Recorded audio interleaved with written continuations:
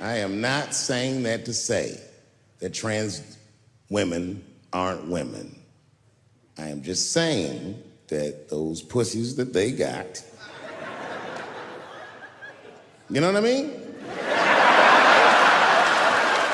I'm not saying it's not pussy, but that's like beyond pussy or impossible pussy. You know what I mean? It tastes like pussy, but that's not quite what it is it? It's not blood, that's beet juice.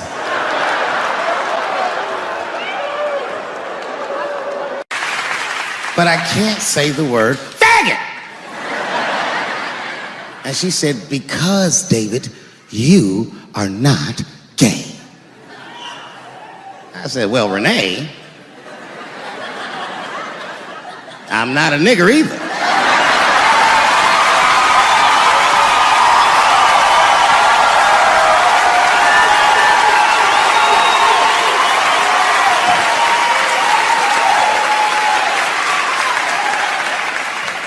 But you see, what I didn't realize at the time and what Kevin had to learn the hard way is we were breaking an unwritten and unspoken rule of show business. And if I say it, you'll know that I'm telling you the truth. The rule is that no matter what you do in your artistic expression, you are never, ever allowed to upset the alphabet people.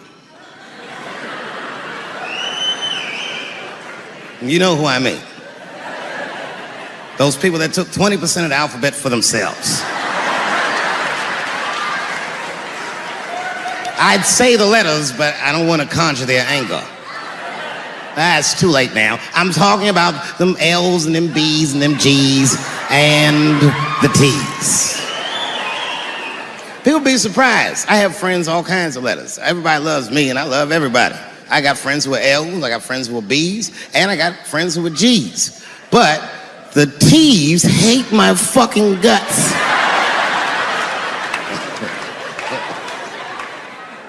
And I don't blame them. It's not their fault, it's mine. I can't stop telling jokes about these niggas. I don't want to write these jokes, but I just can't stop.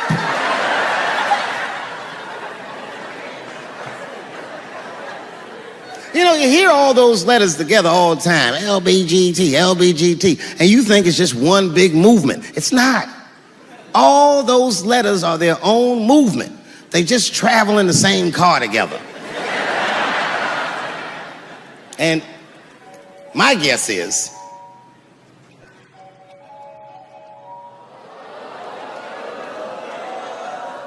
what is this, high school? This nigga probably got a babysitter or something. Go and answer your phone, nigga. Just get that shit out of here. I'm in the middle of something important. Wouldn't it be funny if we made fun of him? He's like, and he went outside like, hello? Mama's dead. Oh no! Mama's dead.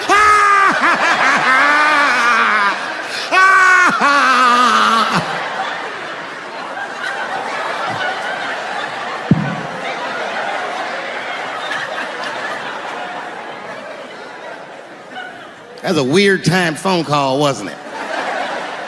It's like his phone is gay.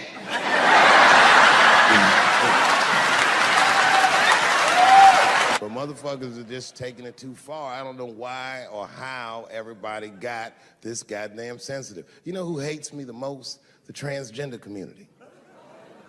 Yo, yeah, these motherfuckers. I mean, I didn't realize how bad it was. These motherfuckers, I was really mad about that last Netflix special.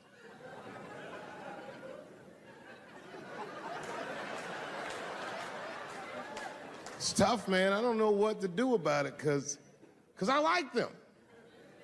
I always have. Never had a problem with them. You know, just fucking around. As a matter of fact, I think I make fun of everybody. And I mean, as a group of people, they have to admit, it's kind of fucking hilarious, man. I'm sorry, bro. It's like, I've never seen somebody in such a hilarious predicament not have a sense of humor about it. They're born feeling like there's something other than they're born as, and that's kind of funny, you know? I mean, it's funny if it's not happening to you. It's like that white black bitch that's in the news all the time. Rachel Dolezal. She's a white woman, but then she dressed up like a nigga and shot her way up to the very top of blackness. And I always wanted to meet her just so I could understand. I just wanted to like have dinner with her so I could just look in her eyes and call her a nigger to her face. The fuck is that bitch talking about? I identify black. That is trans talk, lady. Stop biting. Stop biting. There's a big difference between her and a trans. The difference between her and a trans is I believe transgenders. I don't understand them either, but I know they mean what they say. Them niggas cut their dicks off. That's all the proof I need. I've never seen somebody just throw their dick away. Don't need it.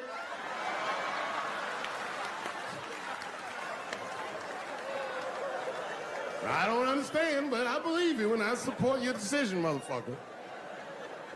But how far is Rachel willing to go? What is Rachel willing to do so that we blacks can believe that she believes she's actually one of us? Bitch, are you willing to put a lien on your house? Invest in a mixtape that probably won't work out?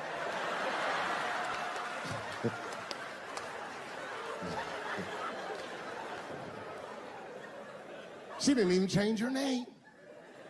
Didn't even change her name. Her name is Rachel. I can't believe in that name.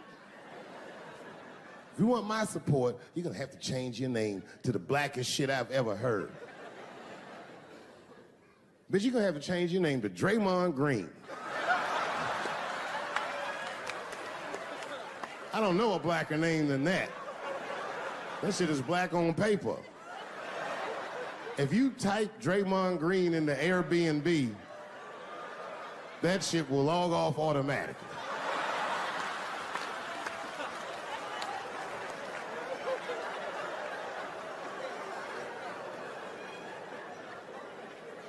You know, people get mad, bro. People get mad about everything I say. I was doing a show. I was in Portland, Oregon, and I was checked in a hotel under the name Charles Edward Cheese.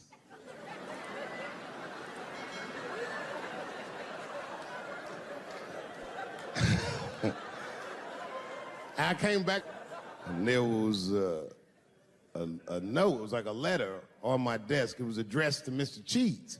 So obviously, I'm going to assume that whoever wrote this letter must be an intimate friend of mine. This is not some kind of name that a person would just guess. But then I open the letter, and it turns out I don't know this person at all. It's a fan letter. You know, I'm not even used to the idea that I have fans, but I'm grateful for it. And even though I'm grateful for fans, I don't read those letters. Be nice if I did, but realistically, it's like, what am I, Santa Claus, nigga? I don't have time for this. Like, got shit I want to do. I'm trying to chill. Read all these dreams and wishes from strangers, but I read it. I'd already opened it. So I just read the whole letter. And you know what, man? Whoever wrote this letter truly loves me. I mean, they were really fucking nice in the letter. And then they described to me what it was like to come to the show, how excited they were, how much fun they were having. And then they said that when I got to my jokes about transgenders, that they were, quote, devastated. Because it turns out that whoever wrote the letter was transgender. Now, I'm going to be real for a second. You got to understand, I never feel bad about anything I say up here.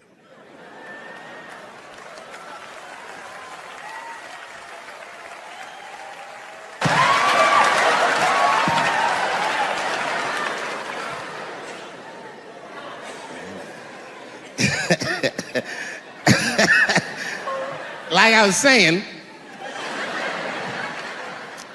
my guess is the G's are driving that car. That makes sense to me, because there's white men in the G's. And these people are trying to get around discrimination and oppression. And you know how white dudes are. We know these roads. In fact, we built these roads. The rest of you buckle up. We'll get you to where you want to go. So the G's are just driving the car. course, next to the G's in the passenger seat is the L's. Everybody likes the L's, except for the G's. I don't know what that's about. I just know the G's don't like them that much. And the G's always say like little subliminal digs on them. It's unnecessary shit. It's not mean, but you know what I mean? They just be like, I wouldn't wear that. The only thing that breaks the tension between the L's and the G's are the B's in the back seat. That's right, there you go. Everybody scream out when you hear your letter.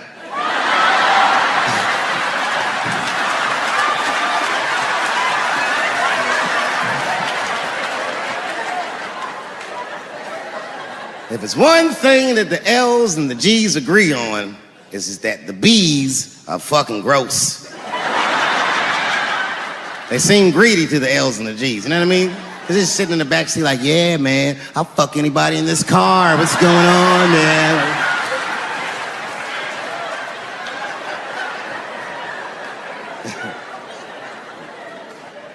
And sitting next to the B's, all the way in the back seat by themselves, looking out the window. That's the T's. Everybody in the car respects the T's, but everyone also resents the T's. It's not the T's' fault, but everyone in the car just feels like the T's are making the trip take longer.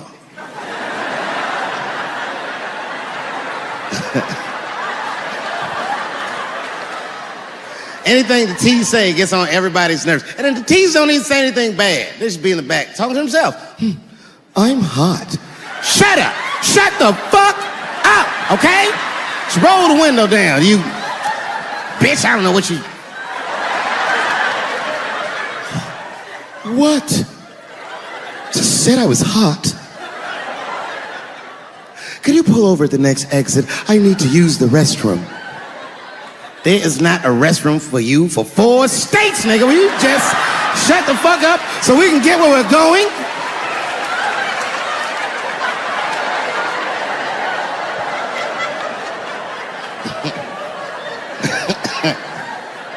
And just when that car can't get any more tense, the Q's are a hitchhiker that they pick up on the road.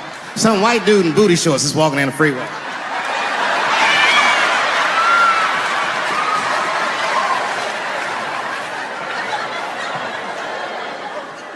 The G's see him.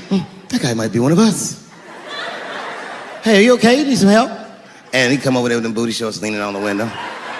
Hey, what's going on, fellas? Lady? Whatever pronoun makes you feel comfortable in the back.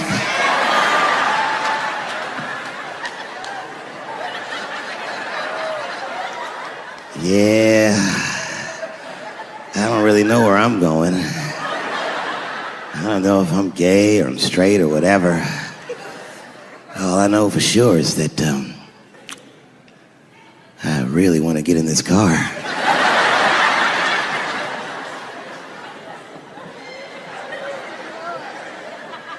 And they make him get in and sit in between the B's and the T's.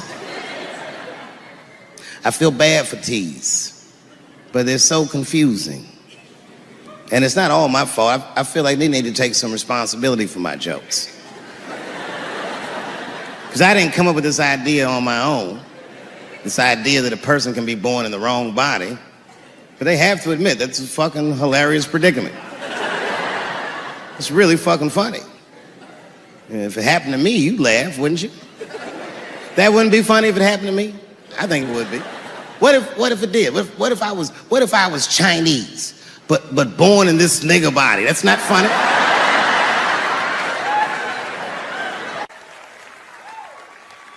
And I would never admit this to you if I hadn't locked your phones up. But it was the weirdest thing. Like when I read this letter, this shit made me feel bad. I didn't feel bad about what I said, you understand? I felt bad that I made somebody else feel bad. To be honest, I don't even know what I said that upset that person. I have so many transgender jokes.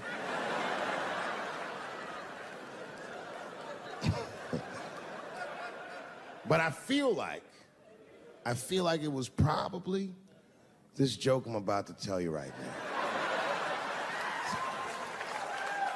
And it's not even that bad of a joke. It's a true joke. I mean, it's not true, but I had read in the paper that Caitlyn Jenner was contemplating posing nude in an upcoming issue of Sports Illustrated.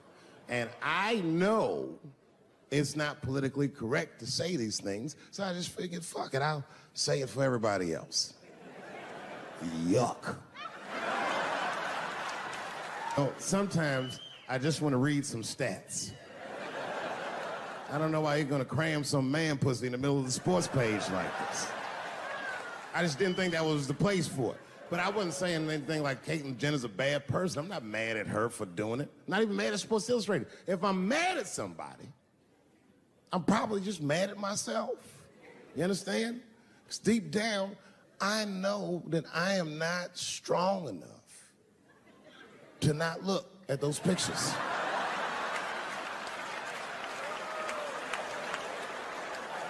And I don't think I'm ready to see what she's trying to show me. So Caitlyn, goddamn it, if you go through with this thing, bitch, you better go hard or go home. I want you to go all the way. Hustler style. Do you know what hustler style means, miss? That means spread the lips.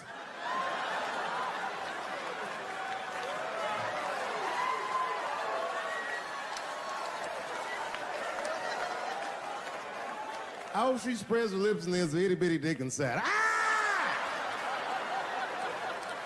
The show is behind the curtains.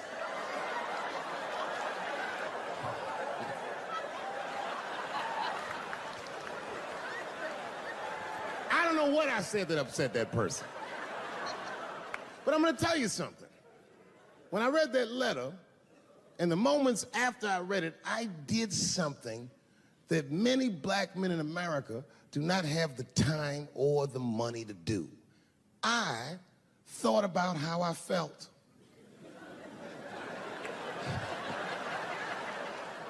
I asked myself a very basic question that I don't think I ever directly contemplated. I said, man, Dave, if you're writing all these jokes, do you have a problem with transgender people? And the answer is absolutely not.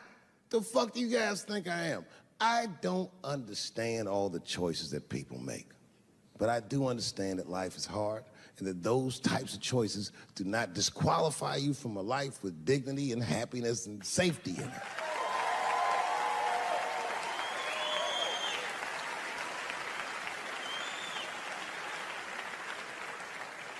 But if I'm honest,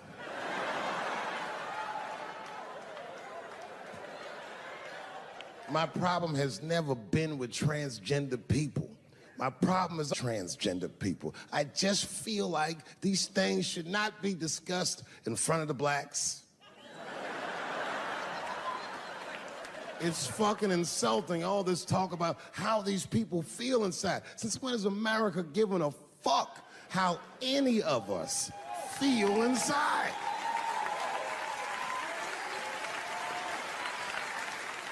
And I cannot shake this awful suspicion that the only reason everybody is talking about transgenders is because white men want to do it.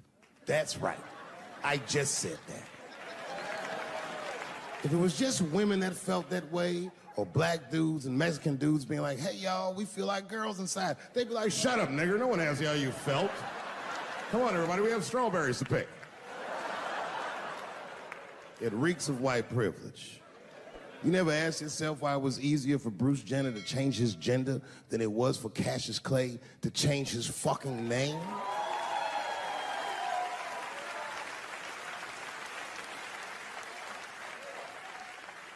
And if I were to be brutally honest, the only reason I ever been mad at the transgender community is because I was at these niggas for 6 songs straight. I had no idea. And then the lights came up and I saw them knuckles. I said, oh no! And everybody was laughing at me. Hi, world star. I said, why didn't you say anything? Then I heard that sultry voice. I didn't say anything, Dave Chappelle, because I was having a wonderful time. And I wasn't sure how you'd feel about it. I said, you knew how I'd feel. And she said, I'm going home. I don't want any trouble from you. I said, home, it's only 2 songs left. I mean, we might as well finish the night. And we ended up having breakfast together. Oh, grow up, that doesn't make me gay. I just titty fucked her. His titties are as real as any titties in L.A. It's 2 o'clock in the morning. I was just borrowing a little friction from a stranger. Whoops. Although Dave Chappelle, the black American, he was a little jealous. I was like, how the fuck are transgender people beating black people in the discrimination Olympics? If the police shot half as many transgenders as they did niggas last year, it'd be a fucking war in LA. I know black dudes in Brooklyn, hard street motherfuckers that wear high heels just to feel safe.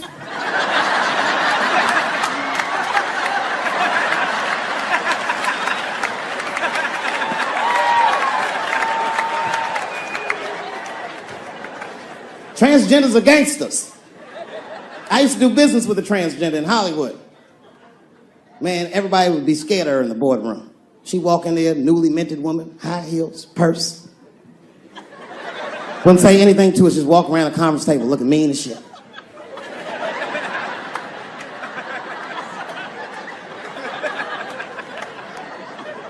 And then she walked to the head of the conference table, stare at us all, reach in her purse, and pull her old dick out and throw it on the table.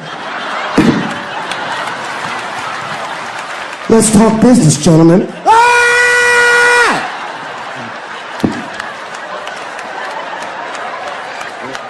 Shit is scary as fuck.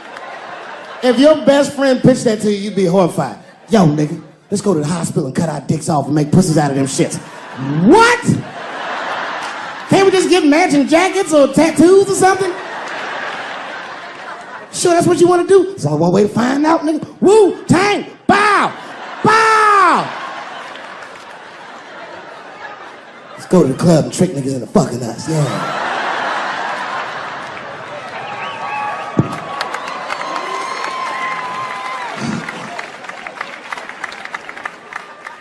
The third time I met O.J. Simpson.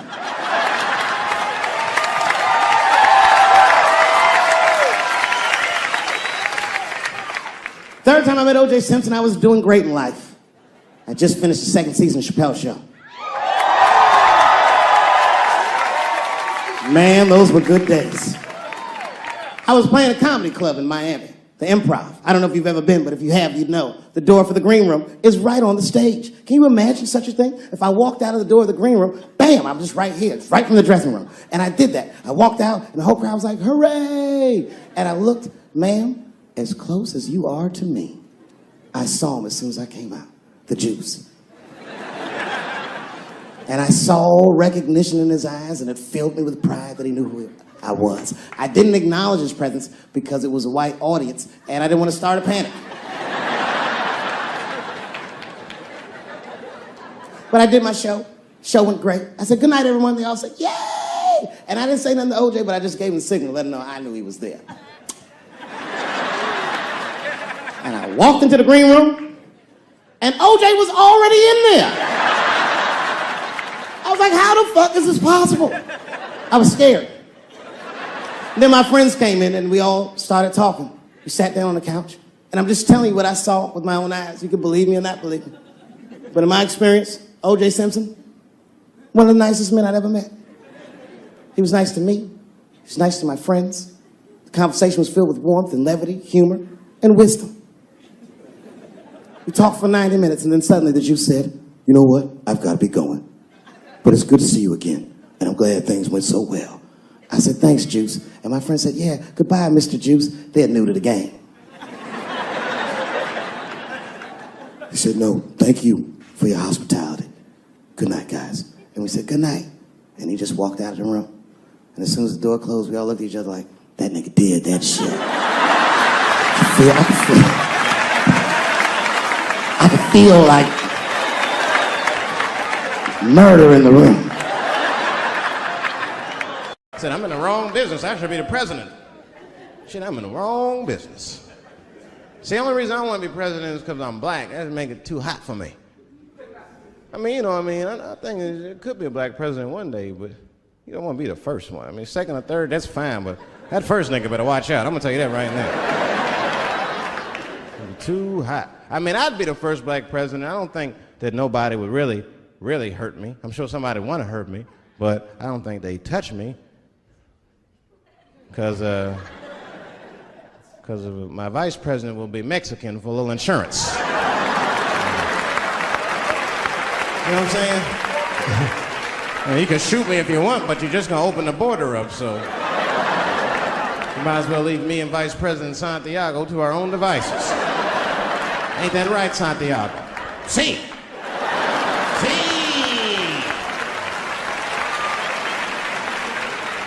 Elian can stay. Don't worry, I don't got no Elian jokes. All I'll say about Elian is thank God he's Cuban. Because if he was Haitian, you'd have never heard about his ass.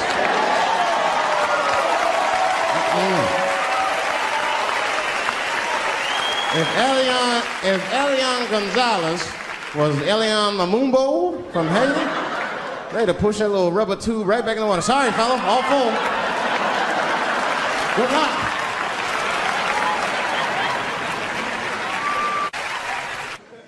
Scared to death of these police. I am, nigga. I got a police scanner. First money I got, this is the first shit I went out, bought me a police scanner. I just listen to these motherfuckers before I go out, just to make sure everything's cool. You hear shit on it. Calling all cars, be on the lookout for a black male between 4'7" and 6'8". Staying in the crib tonight, fuck that. Gotta work on that alibi for a minute. Every black person needs an alibi. I do them impromptu joints. If I'm by myself and need out, I'll just open up the windows in the apartment, turn all the lights on, start beating off right in the window. Look at me. Hey, everybody, look, it's me, Dave Chappelle. I'm crazy, I'm jerking off. Note the time, motherfuckers. It's 2:35. Look at me, I'm jerking off in the window, 2:35. Comedian Dave Chappelle is June 10th. Note the time.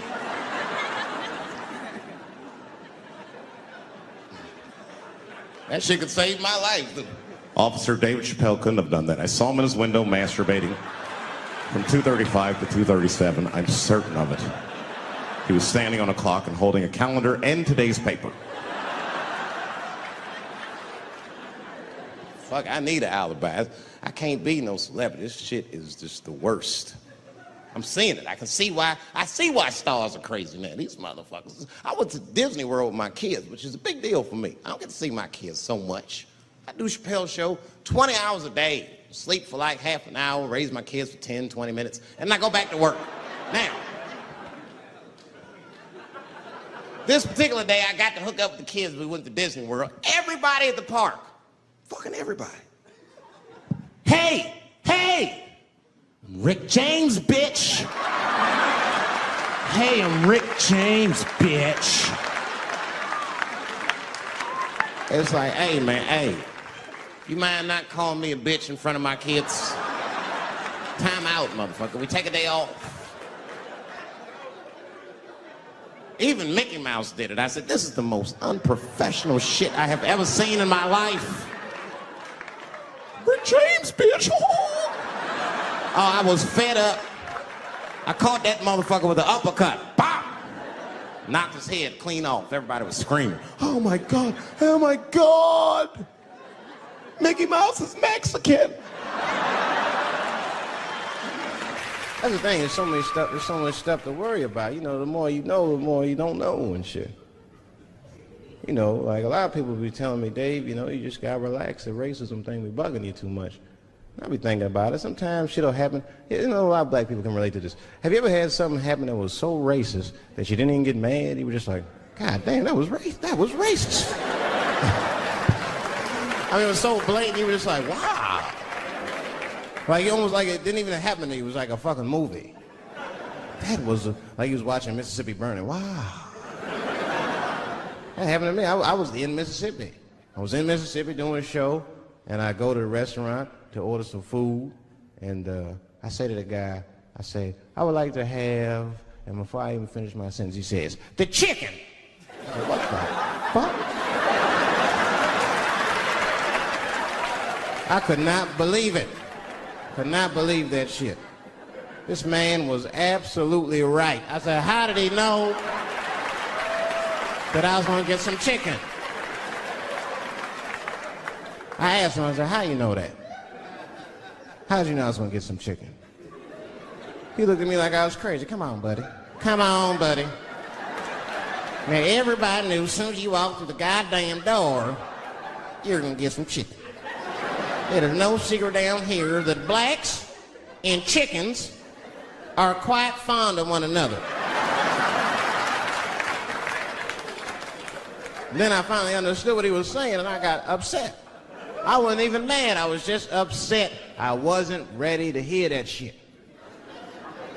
All these years, I thought I liked chicken because it was delicious.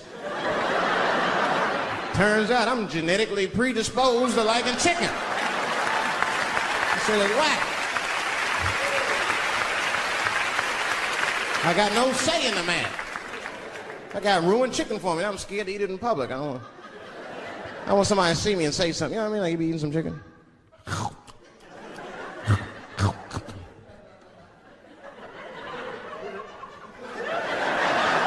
Look at him. He loves it. Just like it said in the encyclopedia. Look how happy he looks.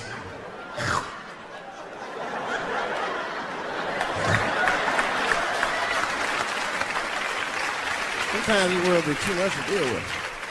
That show business be crazy. That's where the cultures really collide. Show business bring a lot of races together. Sometimes it works, sometimes it don't. This is one thing that happens that's funny. You know, sometimes I'll be on a business call, right? You know, like with a lawyer or something. You know, my lawyers be white, and like we'll be on a call, right? And they'll be like, "Oh, okay, Dave, we're gonna close the deal. Is that fine with you?" I'll be like, "Yeah, that's good for me." Great. You have a good weekend, Dave. I'll be like, "All right, you too, man. Peace." Oh, all right. Bye-bye.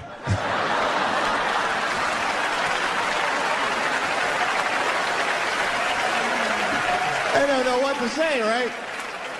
So sometimes I'll make up shit that's not even slang, just to see how they handle it and shit. It'll be the same business go, "All right, we're gonna close the deal. Is that fine with you, Dave?" "Yeah, sounds good to me." "Great.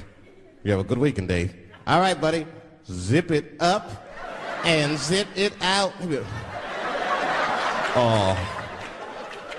All right. Zippity-doo-dah. Bye-bye. I don't deal with jails. Don't deal with jails, and I don't deal with police. My house got robbed in New York. I didn't even call the police. I wanted to, but I couldn't. My crib is too nice. It's not that it's too nice, but it's too nice for me.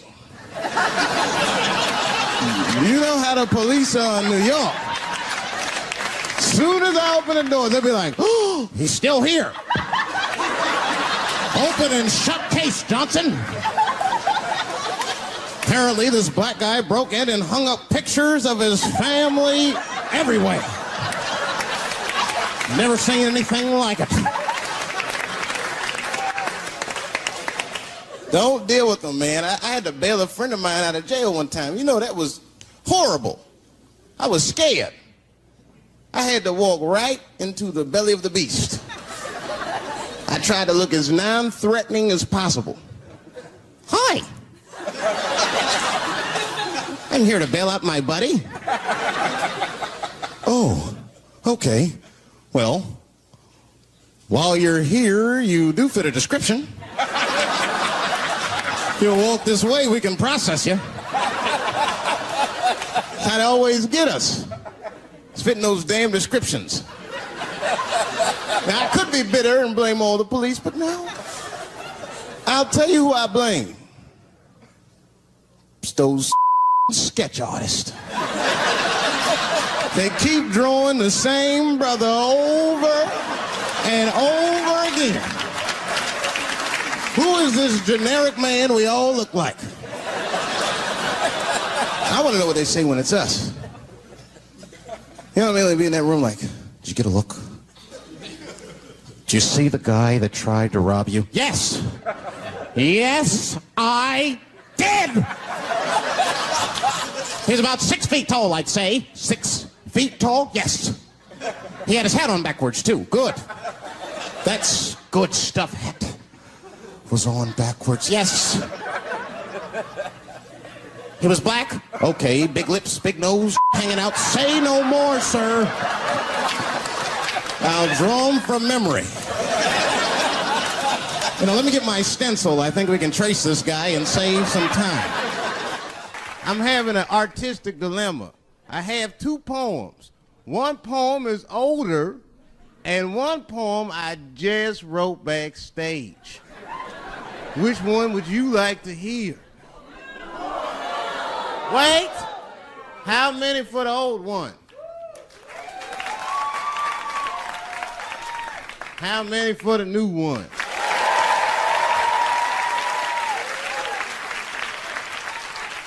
All right, so remember, if it sucks, you ask for it.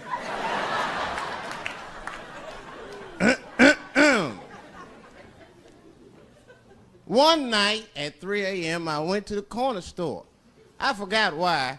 Oh, that's right, I wanted a bite. I had the munchies because I was high.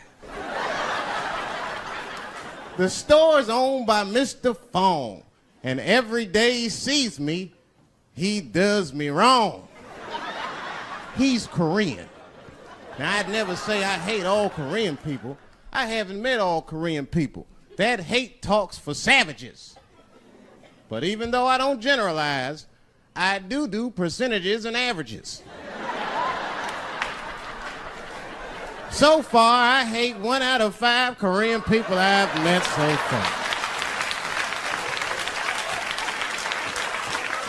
So I come in the store. Hello, Mr. Fong, I say, and he just scowls at me and growls at me. Buy something. Hurry up. Now look, I'm not stealing in the least, but if you're shopping and you know someone's watching you shop, that shit'll make you look like a thief.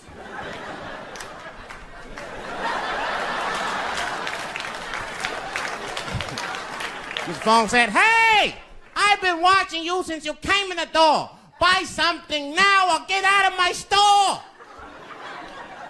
Now, I couldn't take it anymore. Hey, I said, raising my hand, get your fingers out of my face, Chinaman.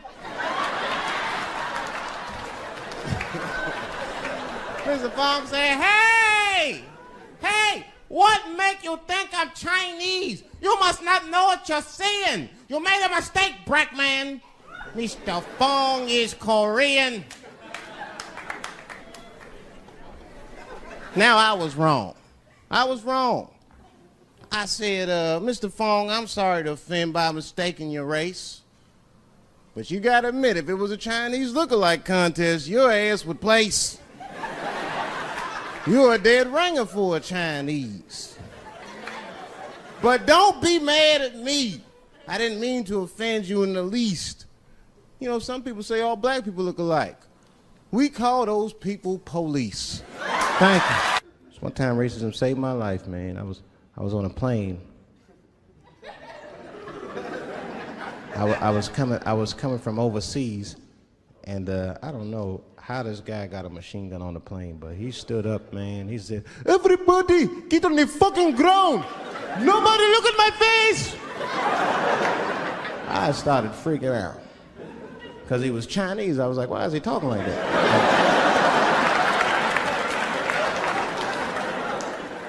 He was screaming and crying. I was the only brother on the plane. Well, I thought I was the only brother. I looked over. There was one other black dude. He was from Nigeria. I looked over at him. He was looking right in my face, man. He didn't say 2 words to me. He just looked at me. He was like...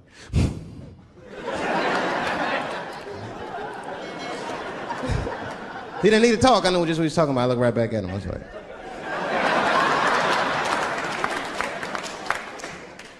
Some white dudes on the front of the plane seen us. They were like, oh my God. I think those black guys are gonna try to save us.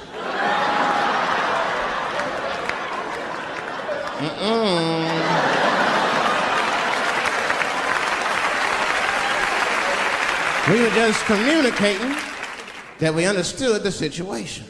We were both seeing the same thing. What we understood was simple. Terrorists don't take black hostages.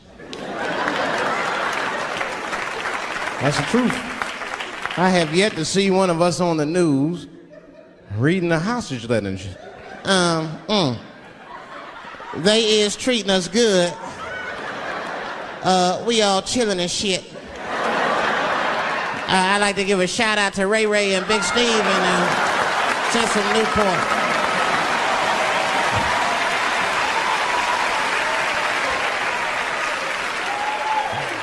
You're not gonna see it. Terrorists are smart. They know what they're doing there, you know. They terrorists. They know it's black people's bad bargaining chips.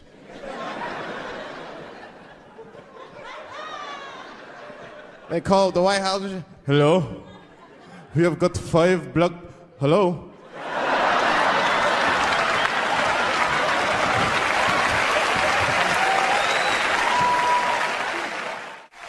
There's too much shit out there to stress you out. This whole world is just drug-infested. Hate-infested, drug-infested world. Hate drugs. I heard the worst drug story. You know what my friend told me? You know what he's dealing with? His landlord is hooked on crack. That's terrible. That's pressure.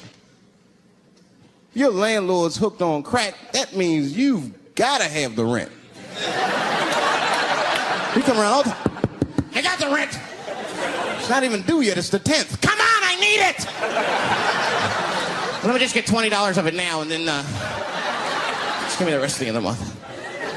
Every couple hours. Hey, look, I'm gonna need some more of the rent. This building's falling apart, things came up. Comes home early from a party. Landlord's in the crib going through his shit. What are you doing in my house? Ah! Where's the sink? I came to fix it. It's in the kitchen. I thought it was in the drawer. I'll fix it tomorrow when I come for the rent.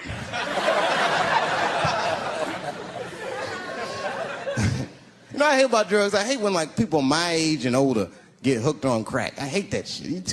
You're too old to be experimenting with the drugs at a certain point. You should be past that. You ain't doing it by a certain point, you just miss it.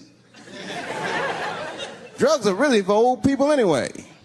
You 75, you've earned the right. Shit, if I was 75, I'd do coke, heroin, everything. I wouldn't give a fuck.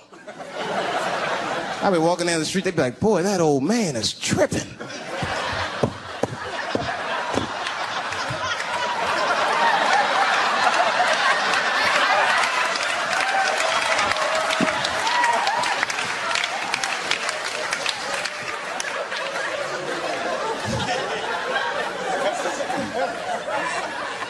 Can't do everything. Maybe weed. If you're gonna do something, do a little weed. Smoke some. Weed's not as bad as everything else. Weed is a background substance. You know what I mean? You can smoke some herb and still function. And you ain't crisp, but you'll function. Nothing higher than weed, though. I made that mistake one time. I was at a party, some guy gave me some shit. He's like, here, man, take this. It's fucking mushrooms. I took it, I forgot all about it, you know. Then a couple days later, I found that shit in my pocket. I'm thinking, why not? Because I'm thinking it's like weed, some background shit. I planned my whole day out like it was weed. I'll chew this shit up, then I'll go to the barber shop, get my hair cut, and then I'll see a movie.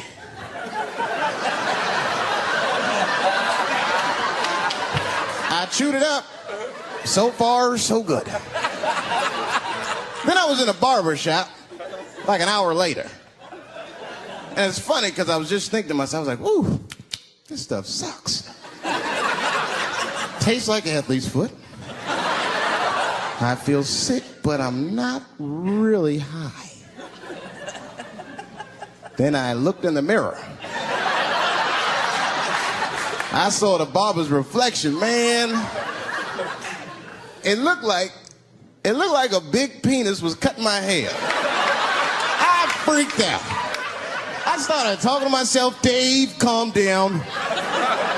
You're on drugs. This is what drugs do.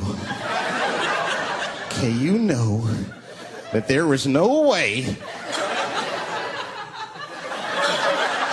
that a penis can cut hair.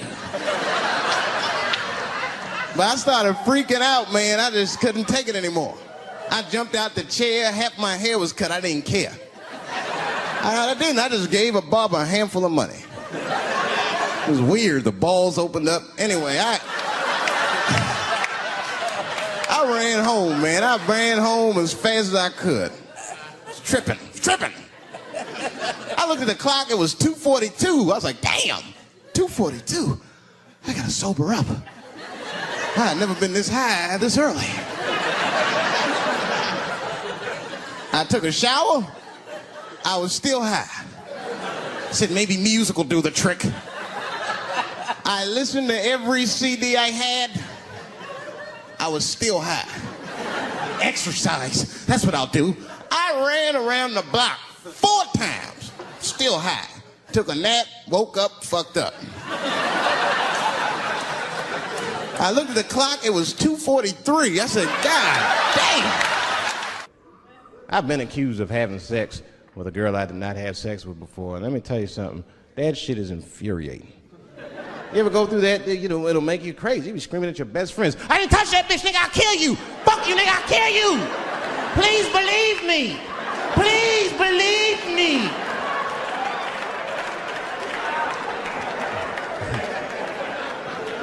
And Clinton didn't do it like that, did he? And Clinton came out of the press conference all relaxed, his shoulders all relaxed and all this trouble. It looked like he just got done fucking or something. Listen, let me tell you something, America. I don't think you heard me the first time. I did not have sexual relations with that woman, Miss Lewinsky.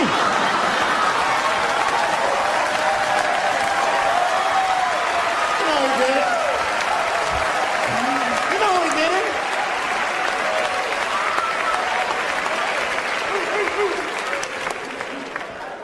Everybody knew what that finger smelled like. Nobody cared. Nobody cared. We all watched. We was disgusted, but we kept watching the news. I know I did. I was taping it. See, I'd be at the crib like, baby, turn the lights off. The news is coming on. Every week on 60 Minutes was a different girl accusing Clinton.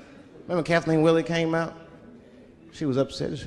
The president called me into his office. He began massaging my breast slowly. I'm sorry.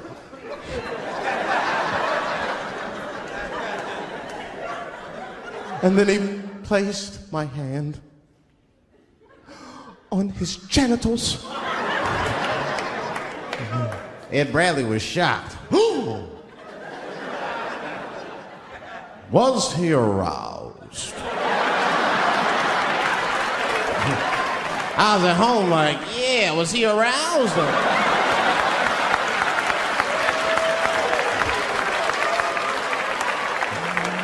And then Ed Bradley looked right in the camera. He said, don't bust that nut yet. We'll be right back.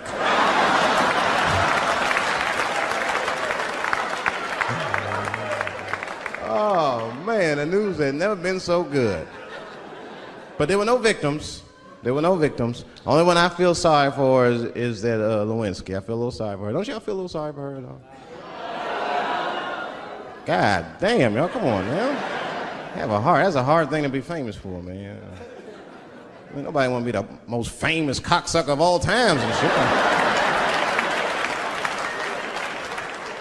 I feel bad for her. Not even the women feel sorry for her a little bit, ladies?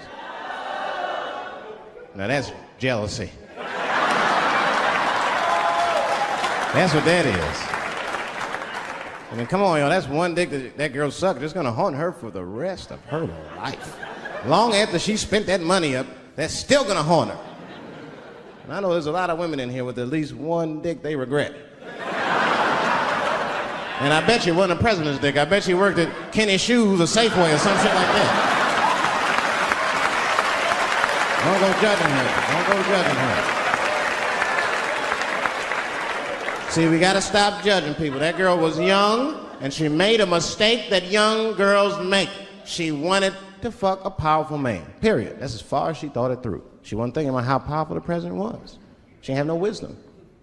An older woman would have helped everybody. An older woman would have been in there, you know, you should lower taxes. You know what I'm saying? Do this song. You know, this is my grandmother used to sing that when she cleaning up.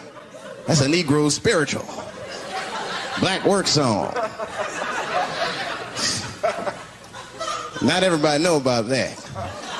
I know. See, white people, you guys might whistle when you work. You dig? But that's how you can tell what kind of work we're actually doing.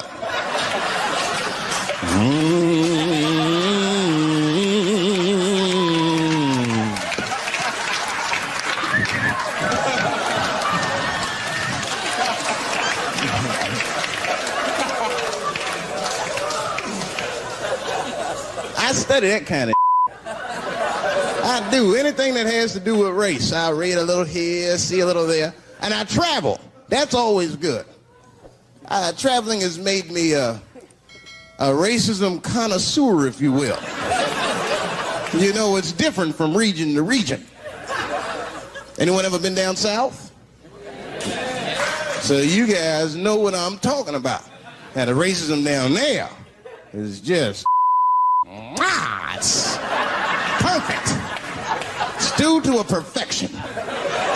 It's comfortable, it's out in the open. There are no secrets in Mississippi. Everybody knows the deal.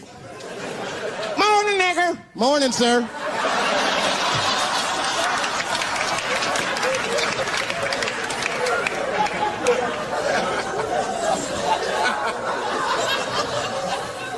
Not up here.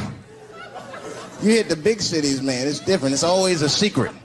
And we should do like them. We should keep our shit out in the open, then a little. I mean, with limits. You don't want to say whatever comes to your mind. That might be a little much. White dude be walking down the street minding his business, and the brother walk up to him, hello, you white oppressor, you slave master rapist of Africa. Why, hello, my big lip spear chucking friend. Touche, honky. So, Whitey, what did you do today, huh? Oppress a new land and make the people there Christians against their will?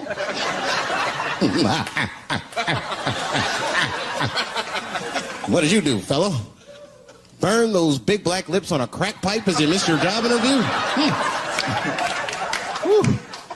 Easy, Whitey, you're cutting deep. All this chit-chat has got me thirsty. If you will excuse me for a moment, I'm going to go to the Korean store and get something to drink. Ching-a-ling. Hello. You slanted-eyed, ruining the economy in our neighborhood by opening stores and taking the money out the community. Chink. Well, good afternoon, you browse around but never buy anything, suspicious looking nigga. After a while, that might be too much.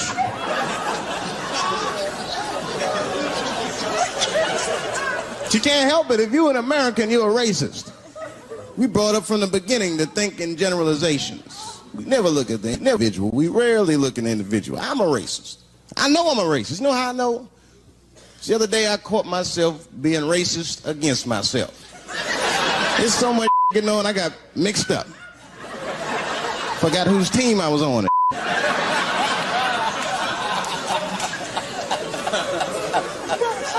One time I was reading the paper, man, this story came on about this guy was suing a department store because they wouldn't let him play Santa Claus, you know, because he's black. And I was actually like relieved when the department store beat them. That's bad. But I wasn't ready for that. I wasn't ready for the idea of a black Santa Claus, man. That would suck. So we wouldn't get our presents till the 28th, 29th. Sorry I'm late, kids. Santa got caught up with some in Vegas. I had to sell some toys to get back. Shit. Where them cookies at? Thank you very much. Very good to be here tonight, man. I almost didn't make it. I just got back in the country. I was in France. I didn't even mean to go to France. Actually, I was in Algeria in Africa, and my plane got hijacked. You might have seen it on the news. Very horrifying experience. Everyone on the plane was scared, except for myself. I was not, relaxed because I'm a real brave guy. I'm not brave at all. I just know the facts.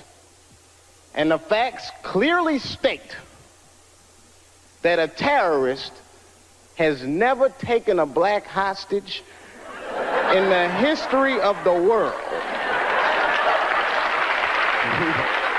Yes, my friends, it's the truth. You will never see one of us on the news reading one of those letters. They is treating us good.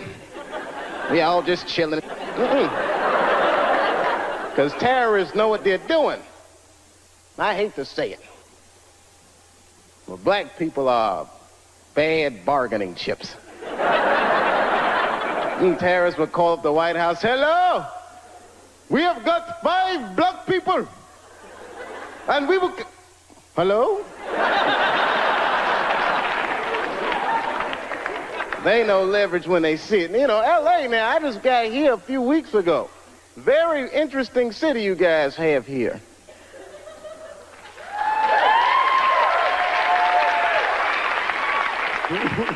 I guess you like it. I like it too, man. I just gotta get used to the pace of this place. I mean, I look like a real slow guy, but I like contrast. Speed turns me on. You guys stand on the escalator. That drives me crazy. Well, it's going up. I can't walk around you or anything. And I can't drive too good. I don't like driving anyway. And then come to think of it, the first week I was here, they stole my car. Now, granted, it was a rental car, but it still hurt. I had just put gas in it. I was very upset. But I figured it was no big deal. I bought the insurance. So I just called the rental car agency, and they sent me another one. The guy was nice on the phone. No problem, Mr. Chappelle. We're going to upgrade you.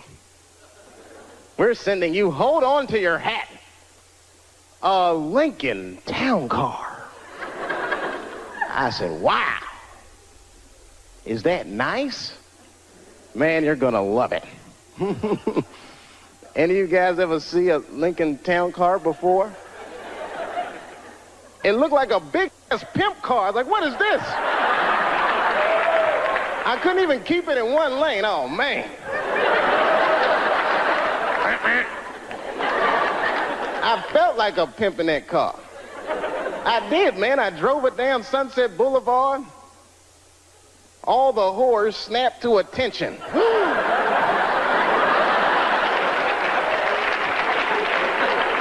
A lot of weird stuff happens here, man. You guys on a roll with your natural disasters and riots and woo!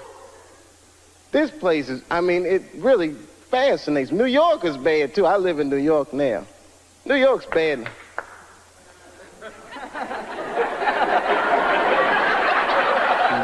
It's a lonely feeling, isn't it?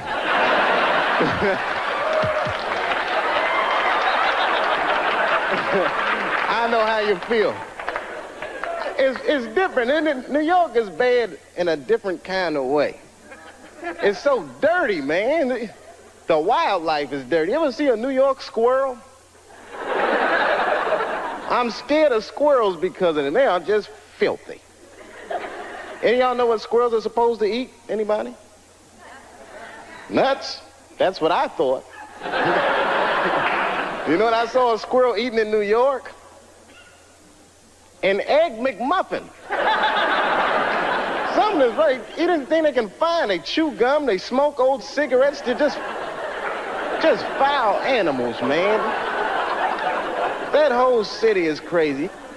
I don't know. You ever notice, I don't know, like I see a couple kids in here.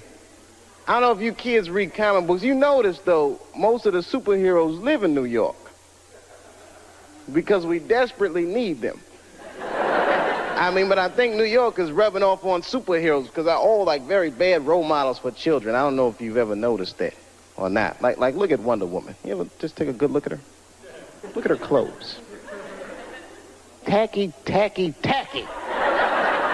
Big old red hooker boots and blue underwear with stars. What the hell is she dressed for? Look at the weapons they give a woman to fight with. A golden lasso that makes you tell the truth. What is she gonna do with that? You know, just catch a bad guy. Gotcha! I wasn't gonna say anything earlier, but this lasso just squeezed the truth right out of me. Terrible thing. And I'm not just picking on the women either. I'm talking about all superheroes. Can't stand superheroes. They're so prejudiced, too. You ever notice how prejudiced superheroes are? They only fight crime for the very rich. Think about it. You will never see Batman in the projects wasting his goddamn time. I can see him there. He's just robbing. Yes, Batman. Didn't we park the car right here, man? What the hell happened?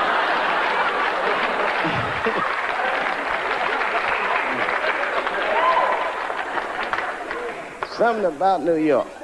New York diversified me, though. I learned a lot about culture there. I mean, I'm a big culture buff. I don't know. I mean, I don't want to point anybody. Anyone here in the audience Jewish?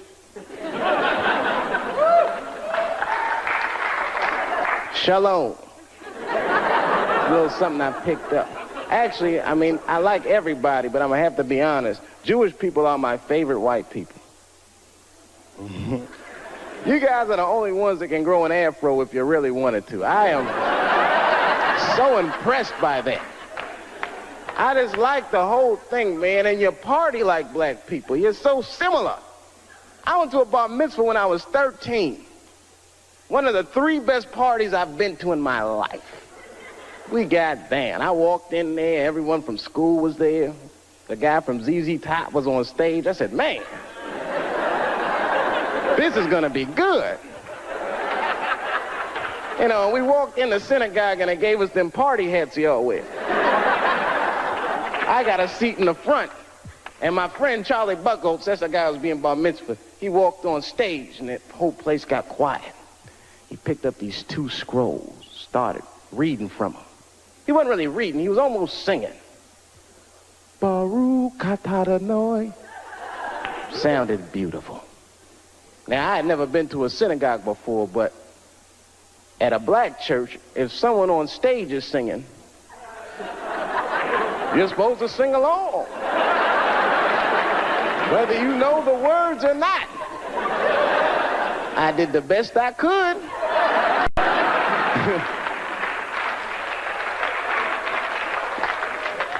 Then things really picked up.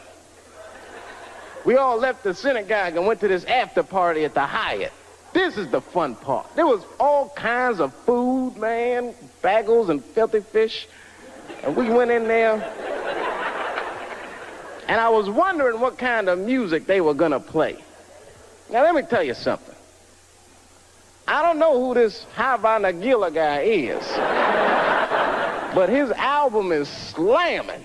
They put that music on, the whole place just lit up. Everyone was dancing. I was breaking plates. Hey! And someone shouted out, sponsor. That's Greeks. Oh, sorry about that. Wrong white people. But anyway, we were having a great time. I didn't even know it was a tradition. You're supposed to pick the person who's being bar mitzvah. You pick their mother up in a chair and dance around the party. I did not know that that was a tradition. I mean, I was just thinking, man, we are out of control tonight.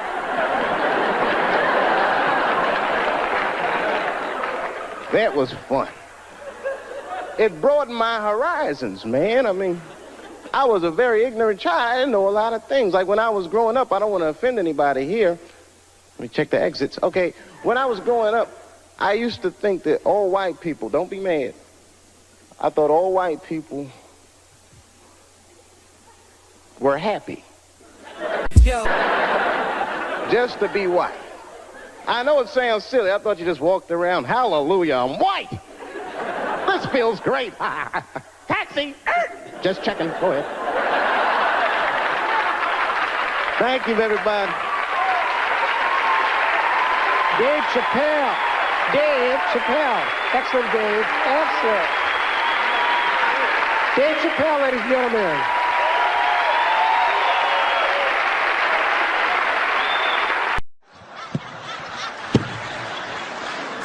It's too fucking much. I got a lot of things to talk about tonight. First of all, I've stopped smoking weed. With black people, you didn't let me finish, motherfuckers. God damn. I'm sorry, black people, to break the news so publicly, but I can't smoke with you anymore. Every time I smoke weed with my black friends, all you talk about is your trials and tribulations. I'm sick of that shit. I got my own problems. That's a waste of weed. I'm smoking weed to run away from my problems, not take on yours. From now on, I smoke weed exclusively with white people.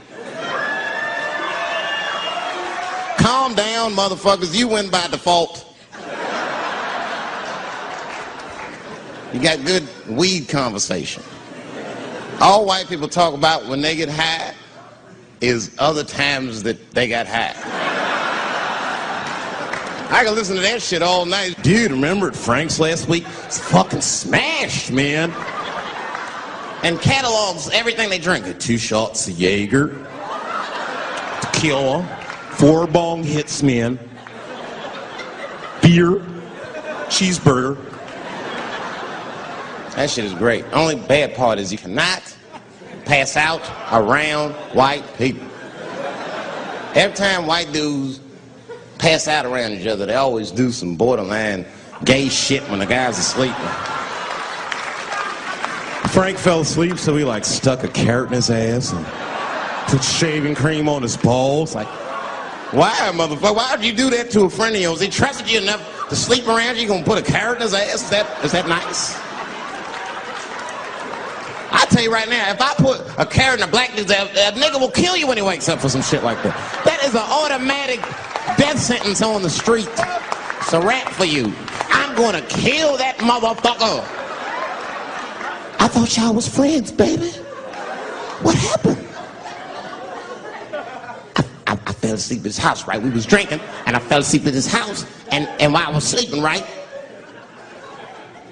I'm just gonna kill that motherfucker, all right? That's all you need to know. And fuck carrots. But everybody's getting along. I see that shit. I see it all around. Blacks and whites don't fight so much. You know who don't have no beef with anybody is Asian people. I see how y'all be doing. Y'all just lay in the cut. Only people Asian people beef with is other Asian people. Like if you call a Korean guy Chinese, I've done this. They will flip out. Hey! What make you think I'm Chinese? I am Korean. I look Chinese. Yes, motherfucker, you do look Chinese. That's why I said it. It's an accident. Nigga, to the untrained eye, you all look Chinese to me. It's a mistake. I'm not trying to offend you. Some people say all black people look alike. We don't get bent out of shape. We normally just call those people police. Okay? Just learn to live with it. That's all I can tell you. Everybody's afraid of police now. I'm scared to death of these police. I am, nigga. I got a police scanner. First money I got, this is the first shit I went out, bought me a police scanner. I just listen to these motherfuckers before I go out, just to make sure everything's cool. You hear shit on it. Calling all cars, calling all cars. Be on the lookout for a black male between 4'7" and 6'8". staying in the crib tonight. Fuck that. Gotta work on that alibi for a minute. Every black person needs an alibi. I do them impromptu joints. If I'm by myself and need an alibi, I'll just open up the windows in the apartment, turn all the lights on, start beating off right in the window. Look at me. Hey, everybody, look, it's me, Dave Chappelle. I'm crazy. I'm jerking off. Note the time, motherfuckers. It's 2:35. Look at me. I'm jerking off in the window. 2:35. Comedian Dave Chappelle. It's June 10th. Note the time.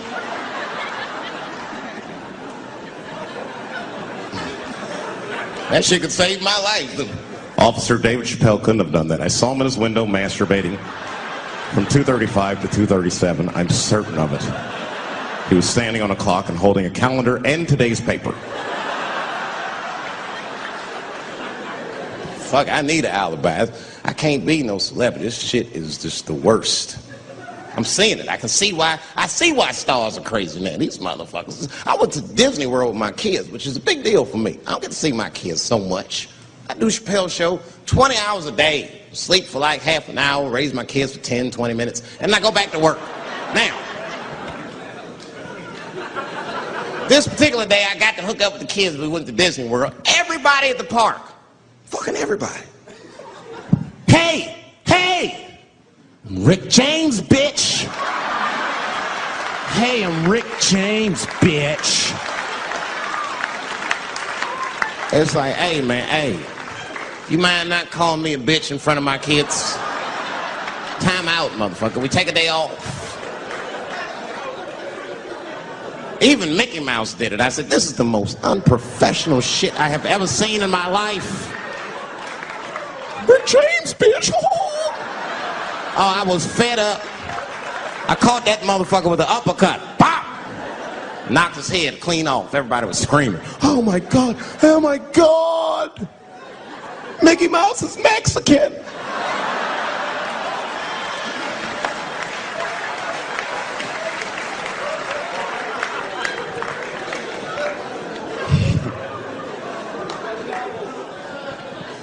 I had a terrible time in Disney World. Disney World is like a whole nother country anyway. They got their own currency. That shit is ridiculous. As soon as I check in the hotels, welcome to Disney World, Mr. Chappelle. Can we interest you in some Disney dollars?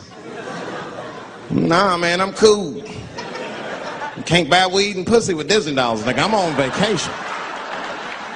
I like them greenbacks. You know what I'm saying? It's the kind of money people spend. People is very particular about that. I saw that. That was one of the main stories from the war. It was the first big thing we did was they said, now that Iraq has been liberated, we have managed to take Saddam Hussein's face off of the money. And I'm not gonna lie, when that press conference came off, I was like choked up. I was actually proud to be an American because that is a very subtle psychological nuance of oppression to have a dictator on your money. And it's thoughtful to be able to take that motherfucker off for the goodwill of another person, right? But then I thought, well, if you could do that for Iraq, what about our money, man? Our money looked like baseball cards with slave owners on it. George Washington is the worst of the worst. Yes, I said it. You mythologize this motherfucker like he was the greatest dude, man. If I went back in time with a white person and we saw George Washington walking in front of our time machine, my white friend would probably be like, oh my God, Dave, look, there's George Washington. It's the father of this great nation. I'm gonna go shake his hand. I'd be on the other side like, run, nigga, George Washington. And we'd both be right. You like him because he wrote the Declaration of Independence and all that shit. We hold these truths to be self-evident. All men are created equal. Go get me a sandwich, nigger, or I'll kill you. Liberty, justice for all. Am I wrong? Am I wrong? Wait a minute, did he not own slaves? Didn't he own slaves? That's all I'm saying. I almost protested the war in the beginning. Almost. Until I saw what happened to them Dixie chicks. I said, fuck that. If they'll do that to 3 white women, they will tear my black ass to pieces. I don't want to hear that shit. Yeah, man, they would. But I'm like, for real, why you care so much what the Dixie chicks say? It's not like they political scientists or nothing. They just bitches that can sing good. You know what I mean? Stop worshiping celebrities so much. Just don't listen, pay attention. I remember right around September 11th, Ja Rule was on MTV. That's what they said. We got Ja Rule on the phone. Let's see what Ja's thoughts are on this tragedy. Who gives a fuck what Ja Rule thinks at a time like this, nigga? This is ridiculous. I don't want to dance. I'm scared to death. I want some answers that Ja Rule might not have right now. I think when bad shit happens to me, I'll be in the crib like, oh my God, this is terrible. Could somebody please find Ja Rule, get hold of this motherfucker so I can make sense of all this. Where is Ja? Guide me, Ja Rule.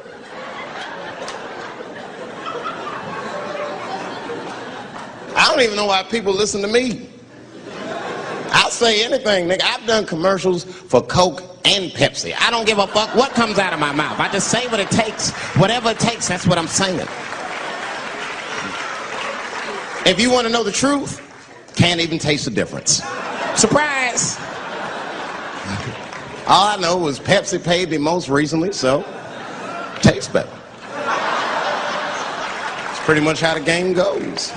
I'm just being real, man. There's too much goo-gagging over celebrities. People don't know what's fake and what's real anymore. That's why Bill Cosby got in trouble.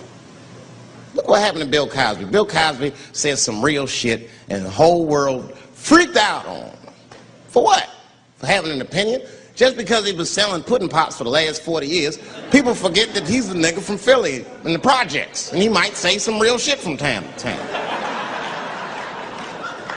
It's not that big of a deal. I spoke at my old high school and I told them kids straight up, if you guys are serious about making it out of this ghetto, you gotta focus, you gotta stop blaming white people for your problems, and you've gotta learn how to rap or play basketball or something, nigga. You're trapped. You are trapped. Either do that or sell crack. That's your only options. That's the only way I've ever seen it work.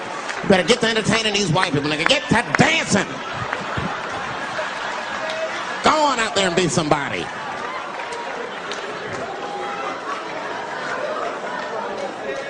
I just hope they listened.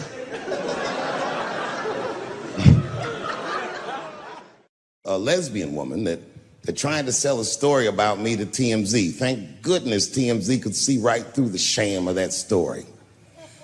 This woman claimed that I beat her up in a nightclub because she was a lesbian. That is fucking crazy. Bitch, I didn't even know you was a woman.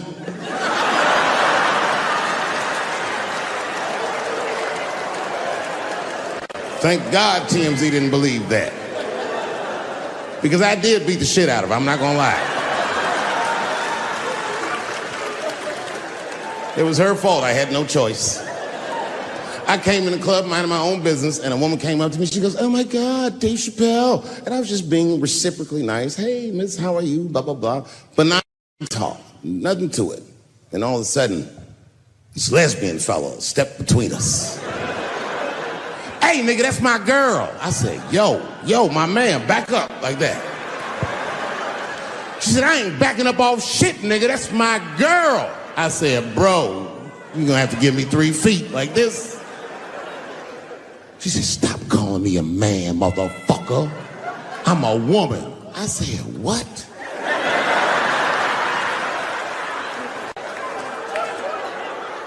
And then I looked deep in this nigga's cheekbones.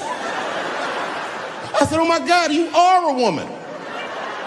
It was just too much for me to even wrap my mind around. But I tell you what, I unballed my fist immediately, and I softened my posture so that she would know she's in no danger. I even changed the tone of my voice.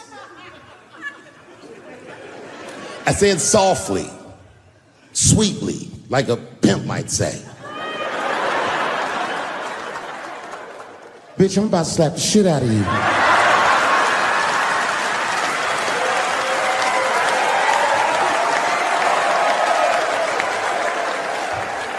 I should have done it. Oh, I wish I didn't say that. She dropped that foot back. Boop. She was in a perfect southpaw stance. Her shoulders were angled correctly. Her head movement was good. I said, oh no! This bitch boxes for real. She threw a wild hook at me and I saw it coming from yesterday, so I slipped it like this. I had no choice. I had to go to work. I let that jab go. You should have seen me go, nigga. I tenderized them titties like chicken cutlets.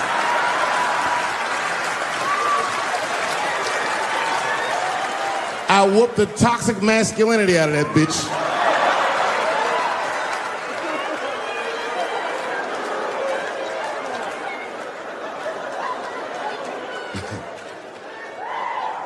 That's why I don't go out no more. Just trying to chill. I'm just trying to live a peaceful life. That's why I live in Ohio. You know, I live in a little town in Ohio. It must be like 3,700 people. Small hippie town. Culturally, it might feel like Ann Arbor to you. You know what I mean? Just a bunch of hippies and shit like that. And niggas always ask me, like, Dave, why you live in that hippie town? And I'd be embarrassed to tell them the truth. But you know why I live there? Because Yellow Springs, Ohio has the most beautiful women in the world. And a lot of people might disagree with me, but you gotta see them for yourself. They're gorgeous. But it all depends on what you're into, you know what I mean? I like white bitches with dirty feet.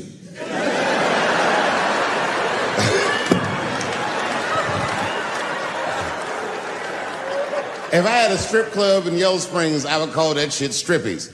All naked hippies all the time. And I'd only hire girls with long titties and long vagina hair that looks like they slept on it. And I would keep a pile of dirt right next to the stage. I come back, bitch, get your feet in that dirt and get up there and give those people what they came to see. Chalk up, bitch.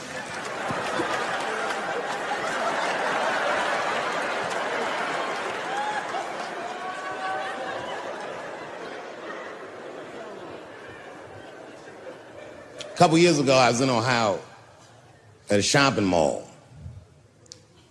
An old white lady, this is true, she was following me around the mall, which sounds paranoid, but I'm sure she was following me. Mean lady, too. You ever see a woman with lines on her face that just tell you, like, even if she smiled, it looked like it would hurt the muscles in her face? I knew she was following me because she was at places that had nothing to do with her. I'd be looking around like, what is this old bitch doing in GameStop and Foot Locker and all the places I like to go? Every time I see her, she'd just be looking at me on me.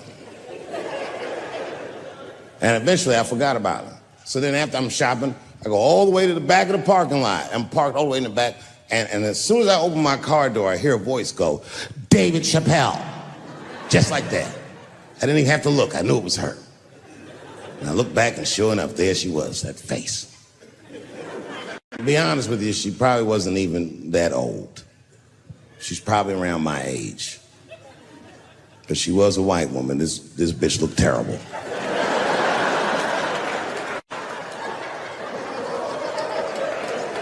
Going all the way. I kept my cool. I was nice. I said, hello, miss. And she didn't say anything back. All she said was, I watch your comedy. I said, uh-oh. And then she says, is it true? She goes, it sounds to me like you hate women. I said, well, you know what, miss? It's art. And you're free to interpret this art however you'd like. But I can tell you, as the maker of this art, that I don't believe that I feel that way. And she said, well, I think, and I said, shut up, bitch. Shut the fuck up. Before I kill you and put you in the trunk. Ain't nobody around here.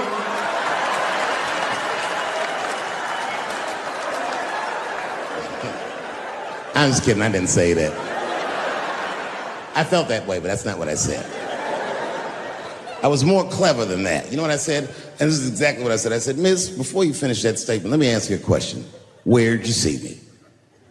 Did you buy a ticket to a concert I did? I doubt that. Or maybe you watched one of my specials on Netflix. Or did I follow you to your car and do my act? She said, what? I said, keep it in the comment section, bitch, this is real life. Ta-ta!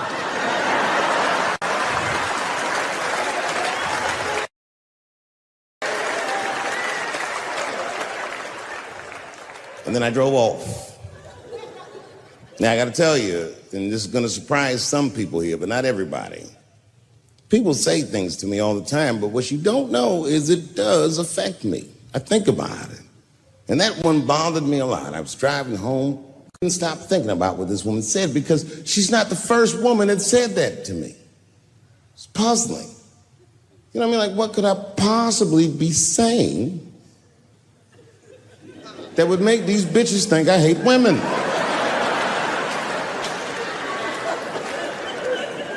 Couldn't figure it out. So you know what I did? I Googled the dictionary definition of a feminist just to make sure I was talking about the right thing. And do you know, sir, what the dictionary definition of a feminist is? I didn't either. Listen to this. Webster's defines a feminist as a human being, not a woman, a human being that believes in equal rights for women. I was shocked that that's what that meant. Because by that definition, I would consider myself a feminist. And I didn't even know that at the time.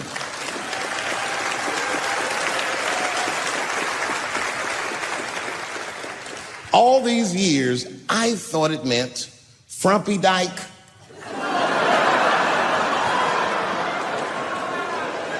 Well, that's who's always talking, to be some chick in overalls. Men are trying to rape us. Ah, not you, bitch. Me, please.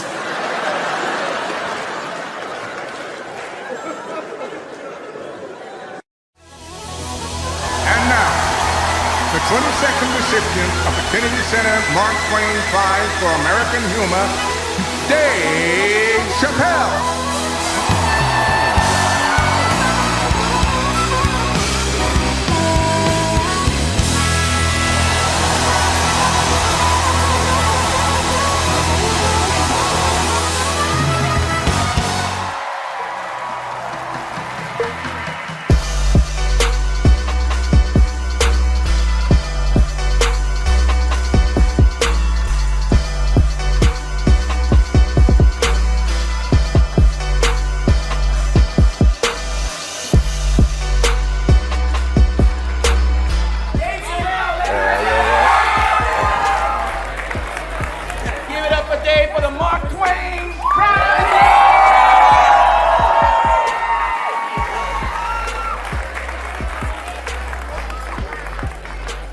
I gave you guys my Emmy, but this new prize I'm keeping for a while. In our room was Bradley Cooper and Chris Tucker, and it was just like the energy, the questions, and they gave us such great advice just on like how to live your life as a performer and just like the things you need to do, like stay focused and stay at work. So it gave me a lot of motivation to just continue doing what I'm doing.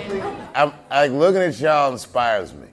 I feel like I was just you, man. If I could go back and talk to myself, I would tell myself what I'm telling you guys. Be nice and don't be scared. Be nice, don't be scared. You guys have to make sure that you can trust one another. Doesn't mean you're not mad at each other. Doesn't mean you don't fight sometimes. But remember, you were going to be friends with some of these people for the rest of your life. I promise you. Stick together, help each other get through this, and you're gonna love it. You'll be very grateful you did.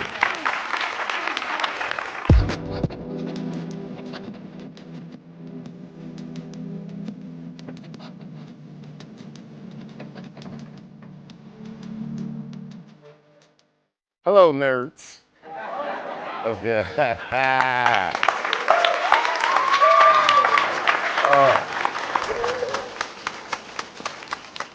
By the way, y'all were great last night. Whoever was playing, y'all were great last night. Man, the fact that you was repping at the Kennedy Center for me was an honor. Like when I was backstage, but I got all like teary-eyed. And then I remembered I had grills, and you can't cry with grills. My man, what you play? Drums, percussionist. Let me hear you on the kit. Go on, grab some sticks. Let's get. Who's the nicest on keys?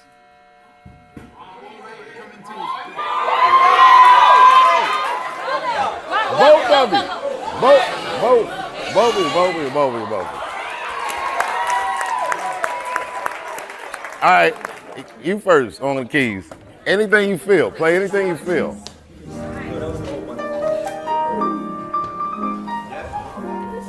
Nice hands.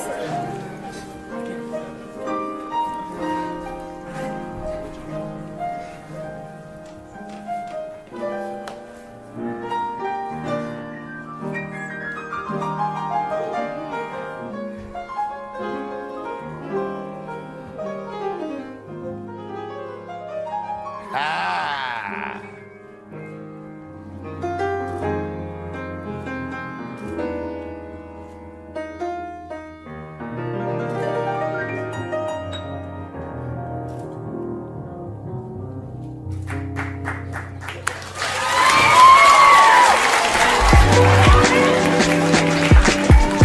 Man, I'm very proud of you guys, man. You have no idea what this place did for me personally. And I hope that you getting the same out of it. I hope you guys just keep going, man. But I'm very proud of you guys, and thank you. And I'll see you in 7.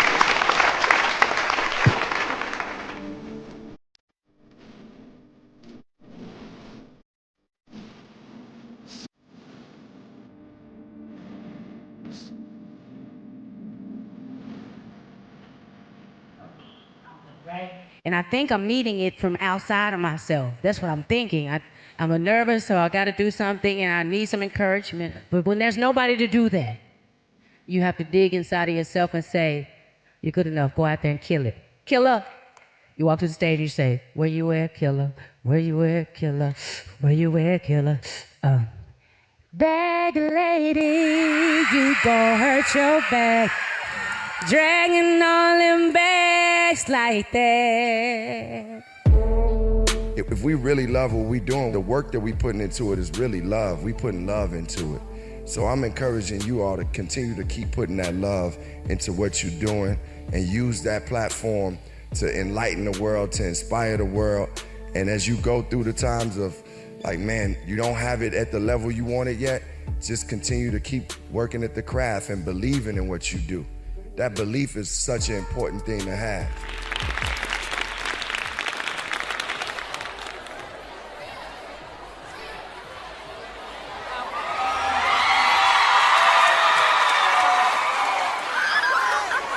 All right, y'all know who we are. This is the baddest band in the land, Radical League. Yes, sir. All right, y'all know this.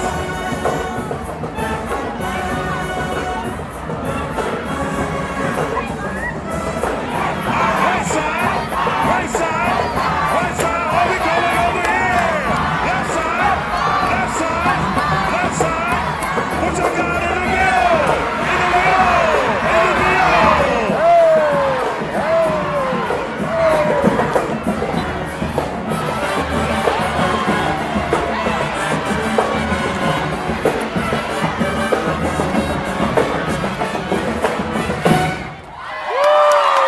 Yes, Lord. Greetings, Ellington family! All right, I want you to thank Mr. Dave Chappelle and all his friends for dropping jewels on you today. This weekend, in addition to giving Dave a key to the city, and I don't give out too many of those, I proclaimed October 27, 2019, and every October 27 from now on, Dave Chappelle Day in Washington, D.C.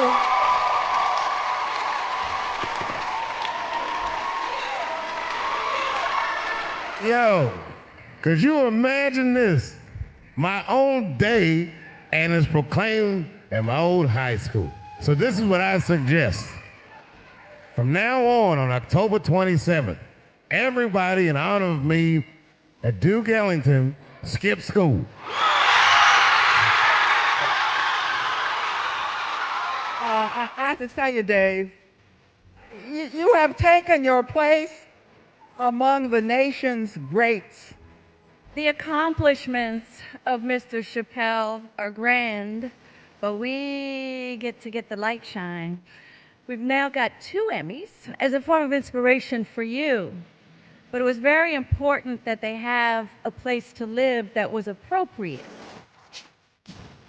His contribution to this school, to arts education, is so valuable. For them to see somebody like Dave, who not only has gone on to great success, but never forgot where he came from and continues to give back to his community, will hopefully not just inspire them to great success, but will also inspire them to give back to the community that hopefully will give them as much as they deserve. This was an extraordinary gift for Dave and his team to craft for the students at Ellington. They will never forget the impact of being introduced to not only this alum that has changed the face of art and culture in this country, but also to his friends, masters in their field, who cared enough to give to the next generation of artists in this country. It was an awesome experience, and our students will never be the same. And just know that I'm honored to be able to say that I went to this school, and one day you will be too. And I'm very proud of all of you.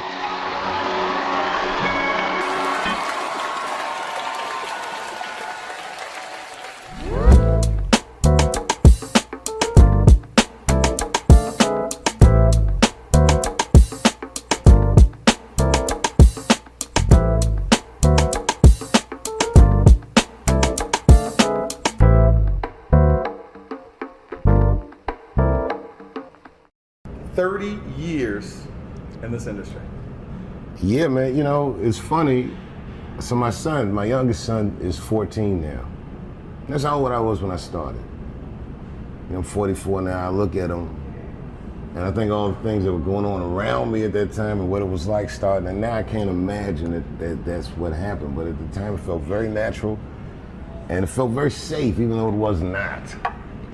You know, I mean, but I'm just grateful, man, like, to be able to do something like this for 30 years, I gotta be one of the luckiest people alive, man. Like, I don't know that I've ever really had any other job. How old were you when you made your first TV development deal? 19.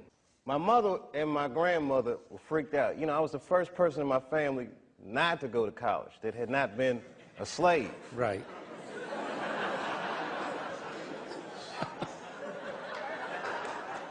So I was really breaking from tradition, and it was like a graduation lunch we were having, and they had my dad come and talk to me, and my dad takes me outside, and he's like, listen, and this is some advice that applies to all you acting students.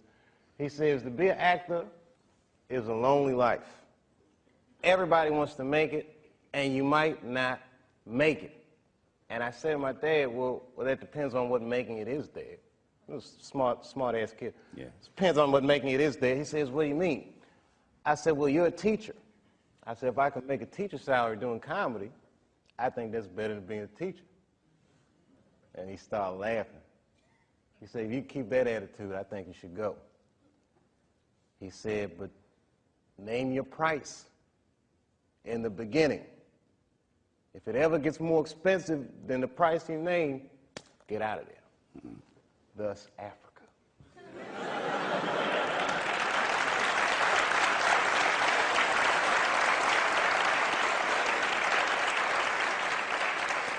When Martin Lawrence was in that chair, we talked about Blue Streak. I love that dude. He played a role in your life, I believe. How do you feel about him as a person, as an artist? Martin Lawrence is the guy that showed everybody you can make it from D.C. to Hollywood. And I had a personal stake in his success. Every time he did something, it made me feel inspired and really good. And he was always real nice to me. He'd sit me down, what's going on with you, baby boy? What? We'd talk about comedy, whatever. And, you know, when we did Blue Streak, we were promoting it, and Martin had a stroke. He almost died. And then after that, I saw him, and I was like, oh, my God, Martin, are you okay? And he said, I got the best sleep I ever got in my life. That's how tough he is.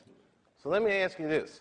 What is happening in Hollywood that a guy that tough will be on the street waving a gun, screaming, they are trying to kill me? Yeah. What's going on? Why is Dave Chappelle going to Africa? Why does Mariah Carey make a $100 million deal and take her clothes off on TRL? A weak person cannot get to sit here and talk to you. Ain't no weak people talking to you. So what is happening in Hollywood? Nobody knows. The worst thing to call somebody is crazy, is dismissive. I don't understand this person, so they're crazy. That's bullshit. These people are not crazy. They're strong people. Maybe the environment is a little sick.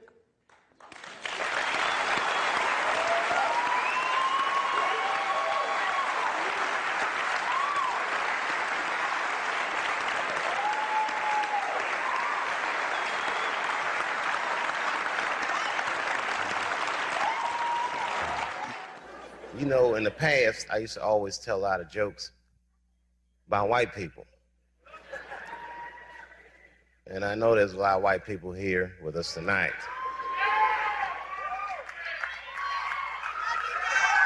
Good evening, whites. Everybody knows what it's like to be embarrassed or to be felt marginalized. The implication is authority.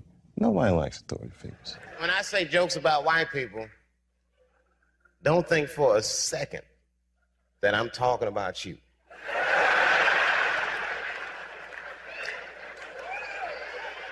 Don't forget, I almost had $50 million once. When you make enough money in America, they'll pull back the curtain and introduce you to the real white people. You guys just think you're white. Dave Chappelle is very intelligent. He's well raised. That goes without saying. A person who is well raised knows to respect the elders. It doesn't mean that you have to agree with anything, even a little bit of what the elder says, but you respect the elder for surviving. It's so much bigger than money, though, Dave. It's so much bigger than money. Oh, no, it was bigger than money. But you know what? I watched one of these nature shows one time, and they were talking about how a bushman finds water when it's scarce. And they do what's called a salt trap. I didn't know this. Apparently, baboons love salt. Okay. So they put a lump of salt in a hole, and they wait for the baboon. The baboon comes, sticks his hand in the hole, grabs the salt makes his hand bigger, and he's trapped. He can't get his hand out. Now, if he's smart, all he does is let go of the salt. Baboon doesn't want to let go of the salt. Then the bushman just comes, takes the baboon, throws him in the cage, and gives him all the salt he wants. And then the baboon gets thirsty. The bushman lets him out the cage. The first place the baboon runs to is water. Bushman follows him, and they both drink to their fill. And in that analogy, I felt like the baboon. But I was smart enough to let go of the salt. Well, veteran of comedy, people look to you to kind of clear the fog that we as Americans go through. I know you take that seriously, but is that a big burden on you, that people look to you for clarity, they look for you for truth? I think that it's a symptom of just how maybe bankrupt our society is right now, that we're looking to our entertainers for this type of guidance. But when things are obscure, artists do try to tell the truth. Sometimes it's not like they're looking for the truth. Sometimes they just want to hear their truth come out of somebody else. Like, why don't, you know what I mean? So I don't look at it as a burden, or I don't even look at it as a responsibility. I just think it's the nature of the genre. And I think that one of the things that's special about our genre in this day and age is that it's very engaging. It's very personal. And I think in this cyberspace world that people need an entertainer that looks them in the eyes and says the things that they feel. For all the things that I've done, I'm most renowned for what I didn't do.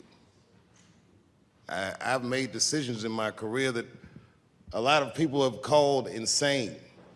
2004, had a $50 million deal on the table, and in a crisis of conscience, flipped the table over and walked away. Went to South Africa. Everyone said I was running away from the money. That is not true. In fact, I still want that money.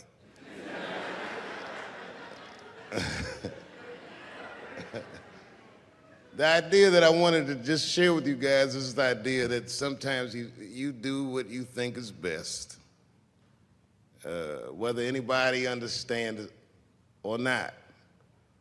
I heard a story about my father where someone told me he used to do statistics for a company in D.C. The company he did statistics for started doing business with the South African government, so he quit his job. It's caused a lot of problems between him and his wife. It's hard for a man when he can't provide for his family the way he wants to, and he suffered through it. And a generation later, when I had my crisis of conscience, I was able to go to a free South Africa and get away from the heat.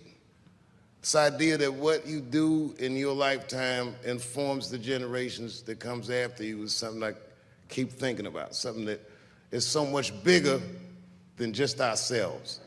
I just want you guys to remember, you know, that right now there's this thing where ethics aren't what they used to be. This idea that people are trying to replace the ideas of good and bad with better or worse.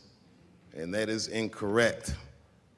You gotta keep your ethics intact because good and bad is a compass that helps you find the way. And a person that only does what's better or worse is the easiest type of person to control.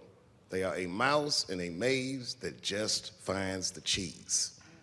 But the one who knows about good and bad will realize that he's in a maze. This is my last question for you. You don't do many sit-down TV interviews. Why is that? Because so much of an answer depends on how you feel any given day, but it lives forever. That your opinions about things can change, your view of yourself can change, and yet this is on a permanent record. Like Donald Trump, he complains about it because someone can look at him and say, well, you said in 1984 that this, that, or the other, and that's the cross you have to bear when you engage the press. And more important than that, I talk for a living, so I don't want to blather about me blathering. You know what I mean? I'd rather just do it.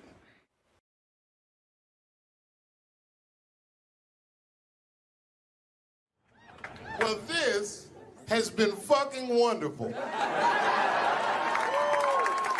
I don't know what to say, man. I don't even want this night to end.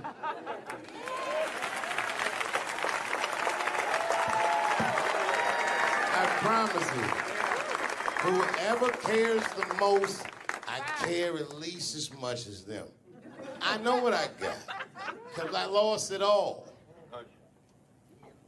I gotta tell you something, and I don't talk about it often. Have you ever worked all your life for something and have it not work out? That happened to me. It was tough. Think about it. I was gone for 12 years. It's not a little bit of time. It was hell. I watched other niggas that I knew become very famous. I watched the world go on without me. I mourned the loss of it, and after a while, I didn't care. Coming back was terrifying. I understand what I am. I really do, more than anybody. Like when they write about me in history, I'll be dead reading it like, yeah, I knew they'd say that. They say that a person can't dream of a face they've never seen. Can't believe that's true, but it's probably true. Boy, I got a long bank of faces. 32 years, I could close my eyes, I could think of any night. There's so many faces. Every night, most nights, they're all looking up, smiling.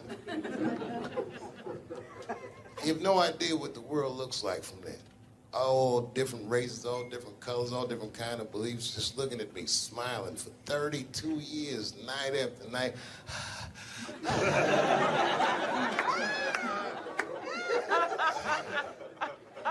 No comedian take that for granted. I swear to God, this might be the noblest of professions. Robin Williams had a bar that I loved. He said, comedy is the only job you can have where you can use everything you know. And that's true. You can use more than you know. You can use what you think. Use it. Don't be afraid. Don't let these bitch-ass niggas button your lip. Say it anyway.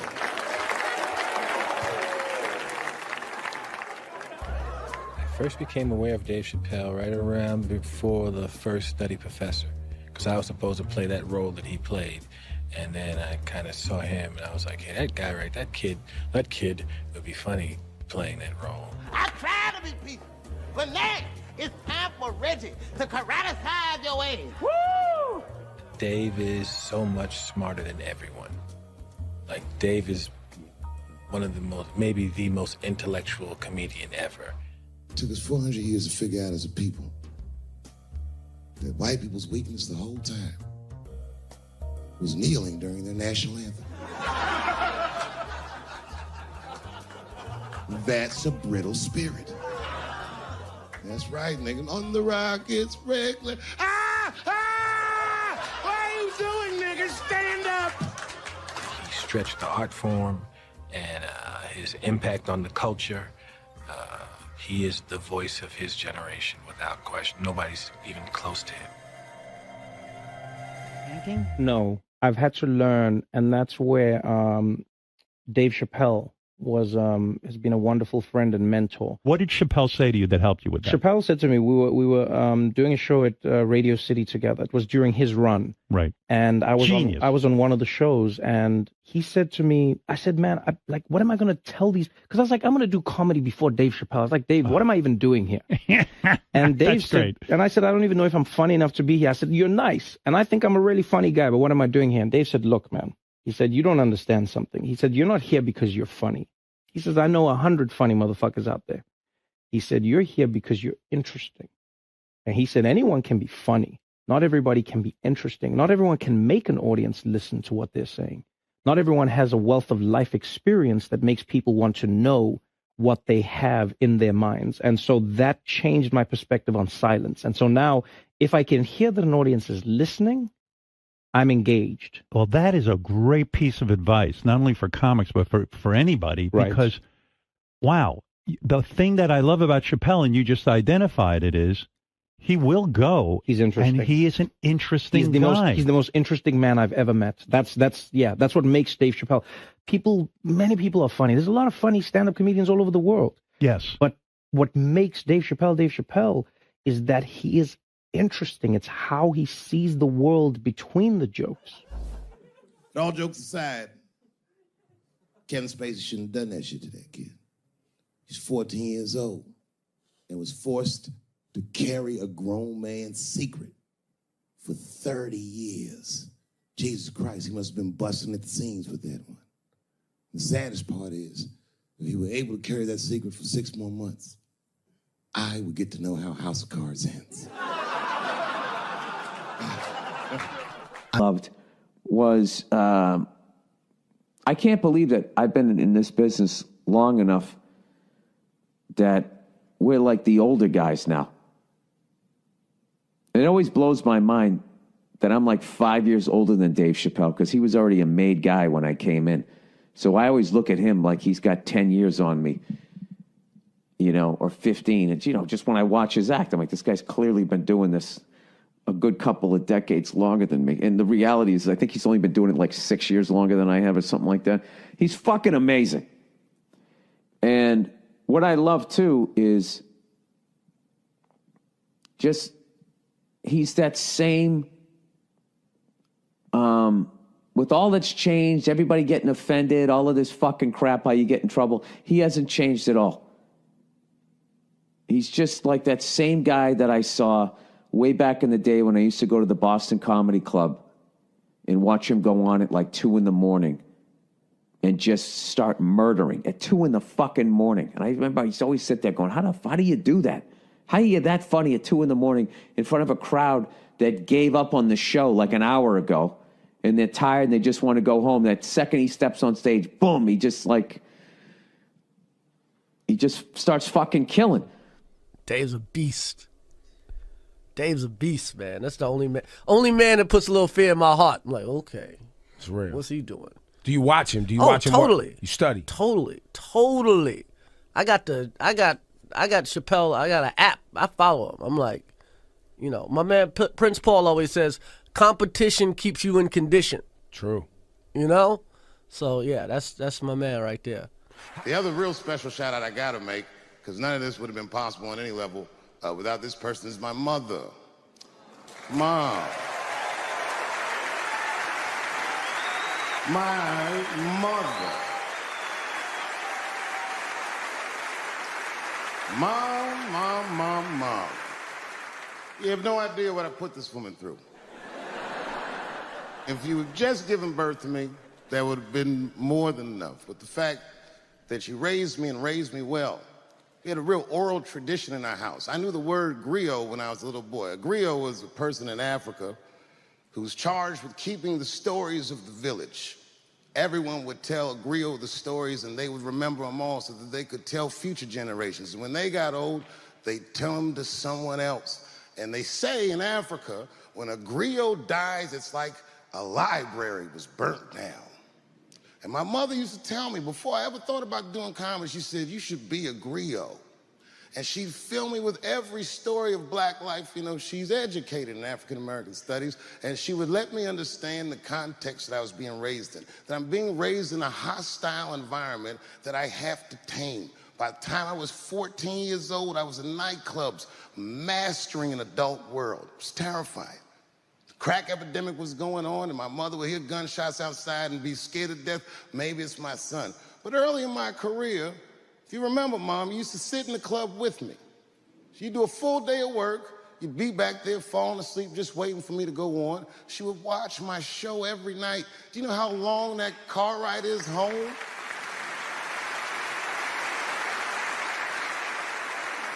How many of you have ever heard your mother say, pussy jokes were a little too much tonight, son?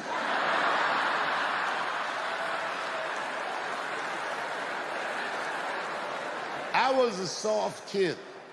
I was sensitive, I'd cry easy, and I would be scared to fist fight. And my mother used to tell me this thing, I don't even know if you remember, but you said this to me more than once. You said, son, sometimes you have to be a lion so you can be the lamb you really are. I talk this shit like a lion. I'm not afraid of any of you. When it comes word to word, I will gab with the best of them, just so I can chill and be me. And that's why I love my art form, because I understand every practitioner of it. Whether I agree with them or not, I know where they're coming from. They want to be heard. They got something to say. There's something they notice. They just want to be understood. Love this genre. It saved my life.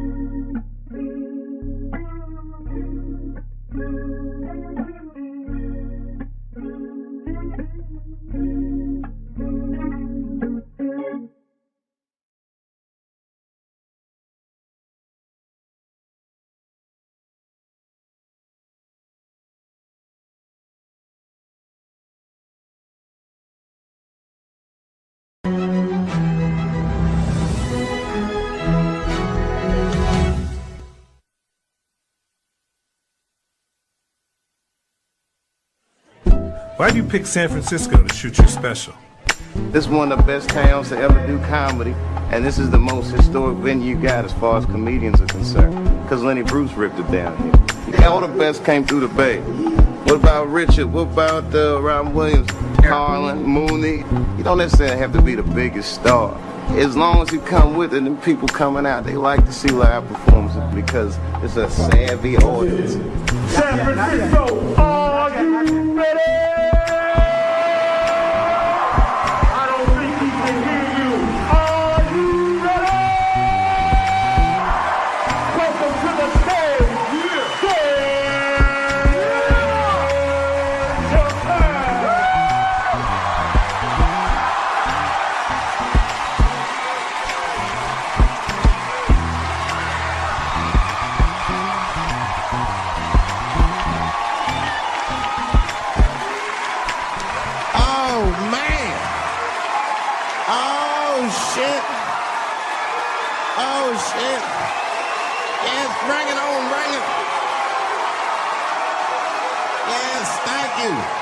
Thank you all. Thank you for coming. God damn. I did it big this year. From cable, nigga, goddamn. Thanks for coming out, and thanks for making a nigga feel comfortable in the gayest place on earth. You guys got Disney World jealous out this motherfucker. Man, I didn't really think it was that gay at first. I was like, what is everybody? Because when I was coming out here, everyone was like, man, that place is really gay. So what the fuck is everybody talking about? It's not so gay. And then I wandered into that Castro. God dang, I said, this is America's anus right here. This shit is deep. Went to that Tenderloin. It was nothing tender about that motherfucker at all. That shit was rough. The opposite of tender. I have never seen crack smoked so casually before. These niggas was sitting in front of Starbucks smoking crack and drinking coffee. I said, this is off the hook. Talking about politics.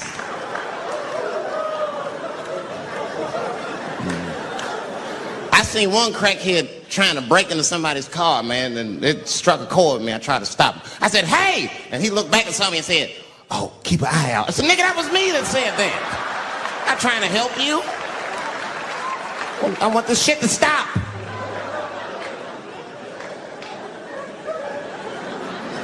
Crackheads are like that. I had a crackhead break my car window one time. Broke it! You know what he stole? Fucking candy bar I had lying on the seat. That's all he took. It's a goddamn candy bar. I was so mad. I drove around the neighborhood for 5 hours looking for a crackhead with chocolate on his face. I did that. I finally found when I grabbed that motherfucker and said, hey man, what's all this chocolate on your face, motherfucker? He looked confused. Chocolate? This is doo-doo, baby. I said, ah! Oh, man. This place is insane. But you know what I like about San Fran, and the reason I picked this city to do my special is because of all the major cities in America, somehow people get along here better than anywhere else I've seen in the country. That's right. That's right. And I always admired San Fran for that. And today I realized how you did it. Put all the niggas on the other side of that bridge. There's nothing, this shit ain't happy on that side. You leave San Francisco like, bye, thanks for coming to San Francisco. Come back in April, we're having a sale on Birkenstocks. As soon as you get to the other side, welcome to Oakland, bitch. Click, click.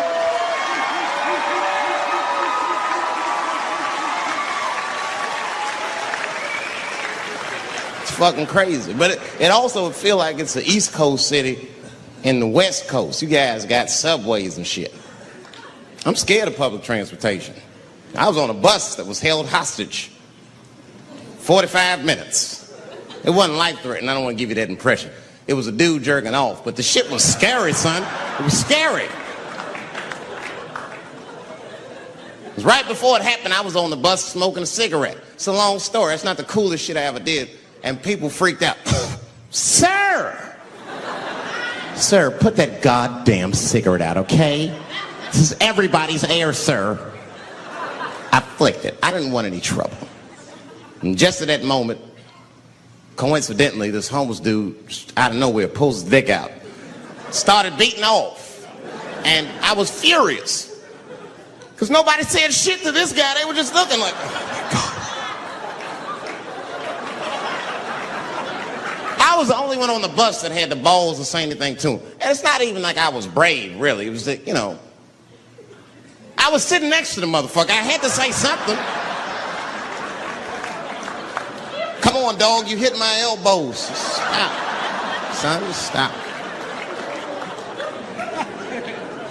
That's all I said. I didn't want to say too much. The guy's beating off on the bus. It means there's something wrong with this motherfucker. He's not wrapped so tight. I didn't want to push him over the edge.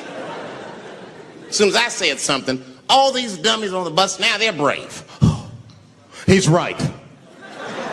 Put your goddamn cock away. I don't want to see this anymore. I don't want to see it either. Yeah! Now the guy flips out. All right, everybody, back up. Back the fuck up.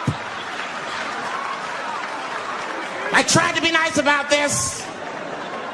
Now everybody freaks out. Oh my God, it's a biological attack. Oh. I'm caught in the middle. I can't lose my cool. I said, hey, everybody, just calm the fuck down or you're going to get me shot. Let's all just be cool. Let's do what this man says so he'll leave us alone. Now everybody gets quiet.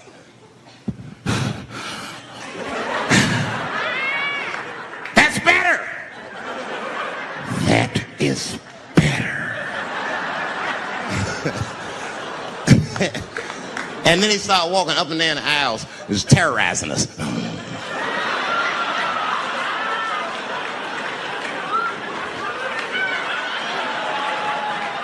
And then he starts making demands.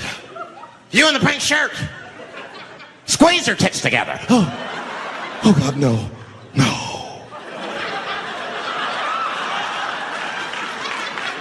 You, stick your finger in your butt. Why? Oh God, why is this happening? Oh God, oh God. He was working my way. Shit was tight. Just that minute. I got saved, dudes. I was so lucky. This guy at the other end of the bus, he snapped. He lost his mind. I seen it happen. Ah! He screamed out, rush him! He can't come on all of us and charge him out. Ah! And it was like a movie. This homeless dude seen him coming and shot one off. Ah! I dodged that shit like the Matrix. Niggas, oh.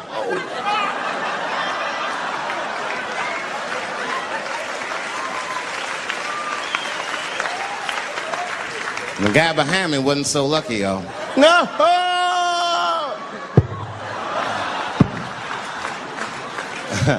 That shit was gross. It didn't kill him, but it was, I'm sure that fucked his day up. You're not gonna have a normal day if the homeless dude busts a nut on your forehead and 8:30 in the morning. That's a wrap on the rest of the day. Ah! This guy was freaking out. It burns! Oh! Oh! Oh!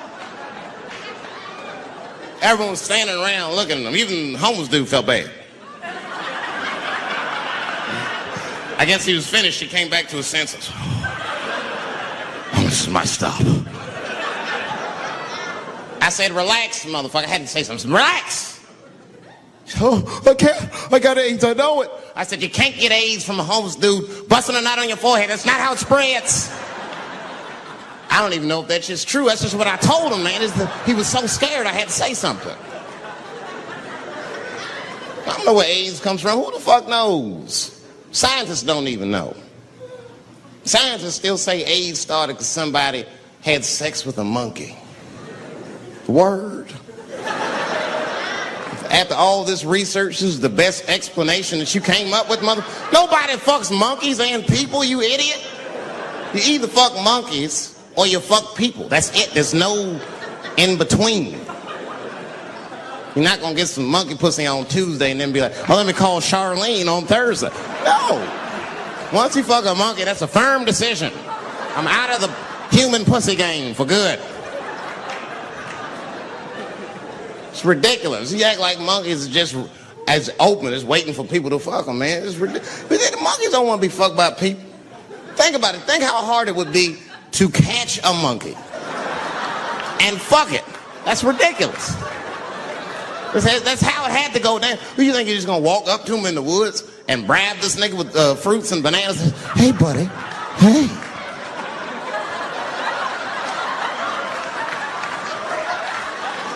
Yeah. There you go, buddy. Yeah. Yeah. Here you go, your big bright red ass.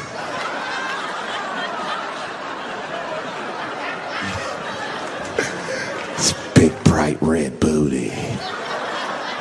You know how strong a monkey is? Would rip your dick off like the celery stalk. Just throw that shit in the tall grass to never be seen again.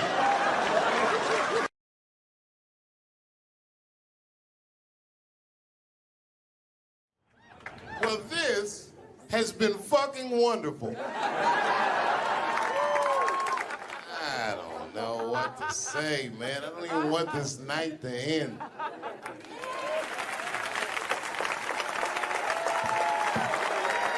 I promise you, whoever cares the most, I care at least as much as them. I know what I got, because I lost it all. I gotta tell you something, and I don't talk about it often. Have you ever worked all your life for something and have it not work out? That happened to me. It was tough. Think about it. I was gone for 12 years. It's not a little bit of time. It was hell. I watched other niggas that I knew become very famous. I watched the world go on without me. I mourned the loss of it. And after a while, I didn't care. Coming back was terrifying. I understand what I am. I really do, more than anybody. Like when they write about me in history, I'll be dead reading it like, yeah, I knew they'd say that. They say that a person can't dream of a face they've never seen. Can't believe that's true, but it's probably true. Boy, I got a long bank of faces. 32 years, I could close my eyes. I could think of any night. There's so many faces. Every night, most nights, they're all looking up, smiling. You have no idea what the world looks like from there. All different races, all different colors, all different kind of beliefs, just looking at me, smiling for 32 years, night after night.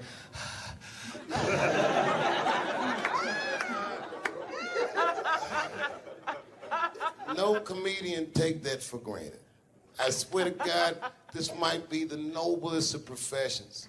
Robin Williams had a bar that I loved. He said comedy is the only job you can have where you can use everything you know. And that's true. You can use more than you know. If you use what you think, use it. Don't be afraid. Don't let these bitch-ass niggas button your lip. Say it anyway.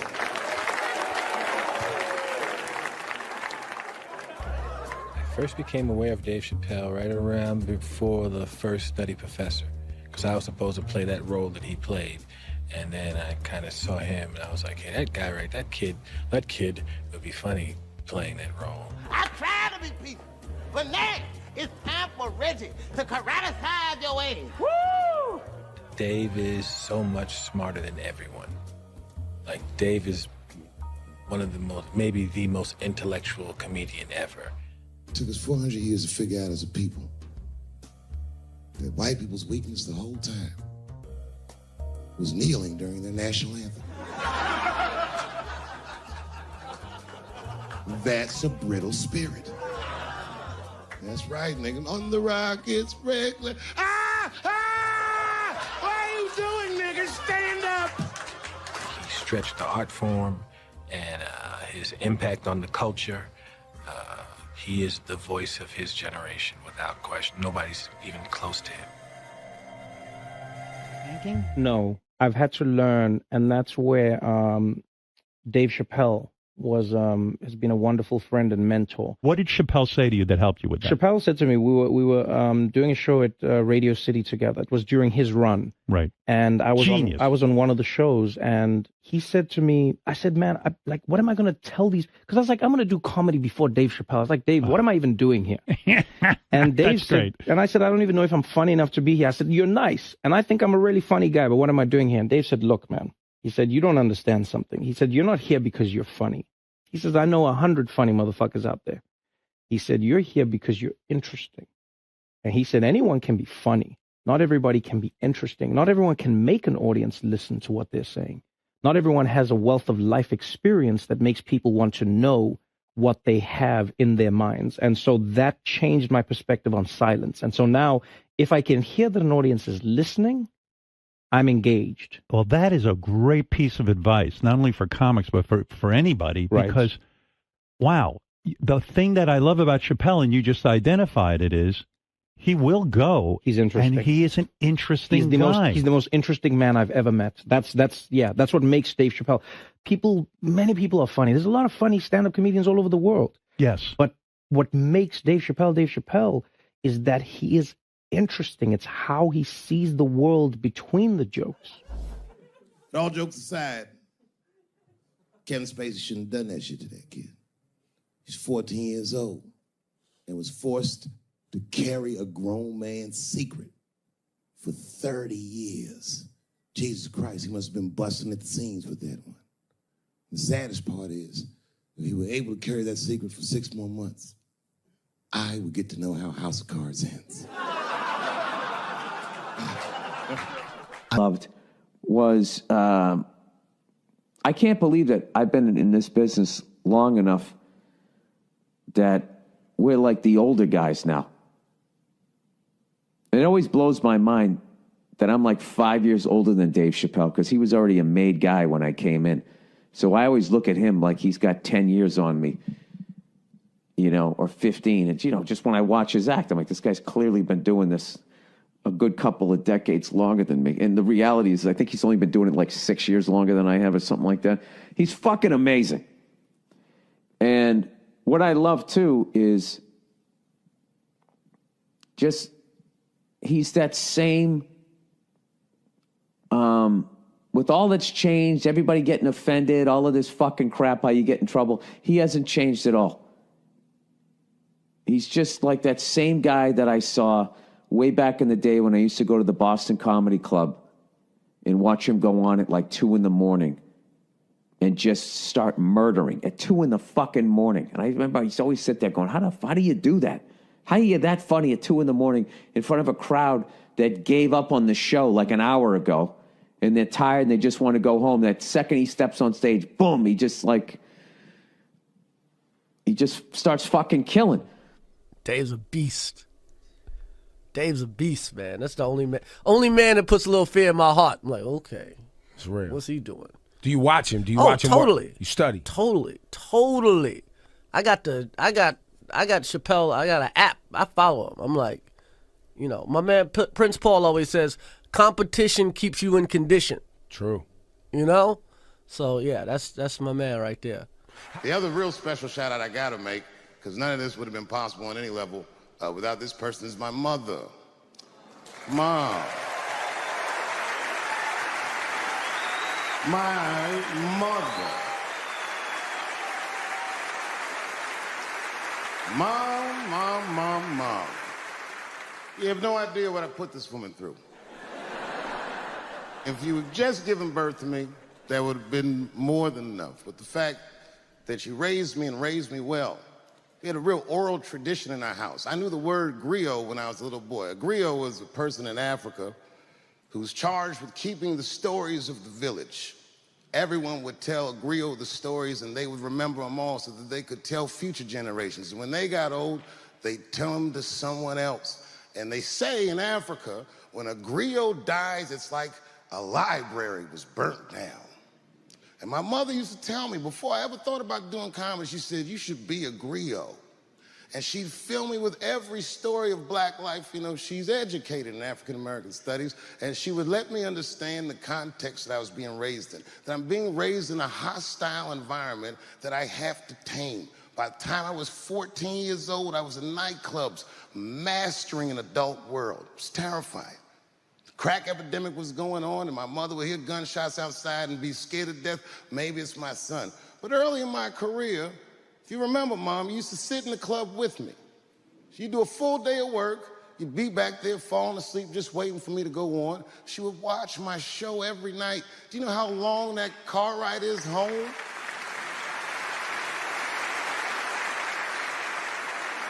How many of you have ever heard your mother say, pussy jokes were a little too much tonight, son?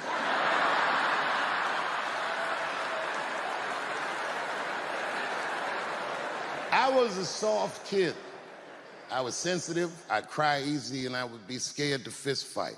And my mother used to tell me this thing, I don't even know if you remember, but you said this to me more than once. You said, son, sometimes you have to be a lion so you can be the lamb you really are. I talk this shit like a lion. I'm not afraid of any of you. When it comes word to word, I will gab with the best of them, just so I can chill and be me. And that's why I love my art form, because I understand every practitioner of it. Whether I agree with them or not, I know where they're coming from. They want to be heard. They got something to say. There's something they notice. They just want to be understood. Love this genre. It saved my life.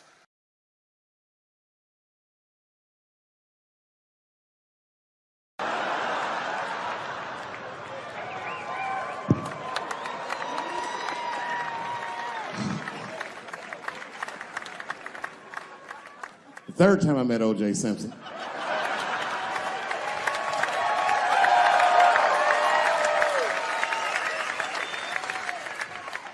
Third time I met O.J. Simpson, I was doing great in life. I just finished the second season of Chappelle's show.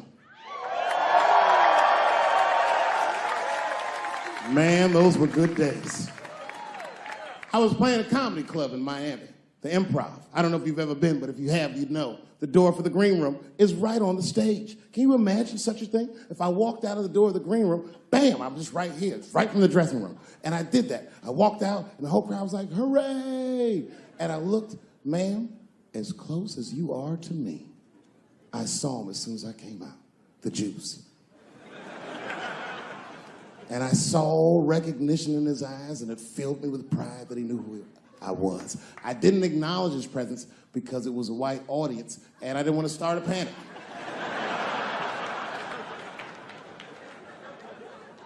But I did my show. Show went great. I said, good night. I just gave him a signal, let him know I knew he was there. And I walked into the green room, and OJ was already in there. I was like, how the fuck is this possible? I was scared. And then my friends came in, and we all started talking. We sat down on the couch, and I'm just telling you what I saw with my own eyes. You can believe me or not believe me. But in my experience, O.J. Simpson, one of the nicest men I'd ever met.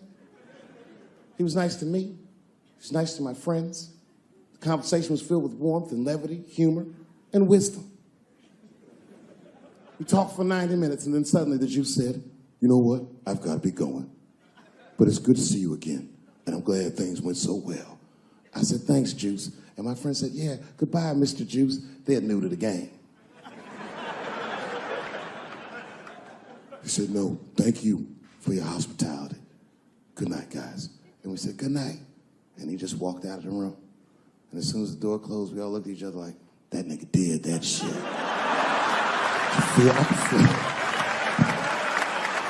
I could feel like murder in the room. Well, you young heads missed that shit. You all too young. You don't remember that. How old are you, young man? You. 24. You don't know shit. You don't know shit. You gotta Google shit that I lived through. See, this is why I lock motherfuckers' phones up. Seriously. Because the young kids, you guys, look, you need to take a break from that. We all need to break just from that technology, just for a minute.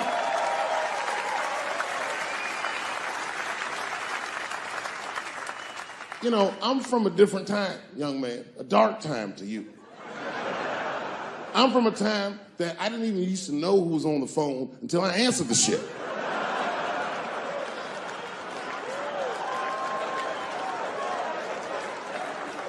Like when tragedy used to strike. I remember I was 12 years old and the teacher wheeled a television set into the classroom. You remember these days? And she turned it on to one of 3 channels. And she said, class, the space shuttle is taking off and we're all gonna watch it take off. Man, that shit was going great for like 3 to 5 minutes.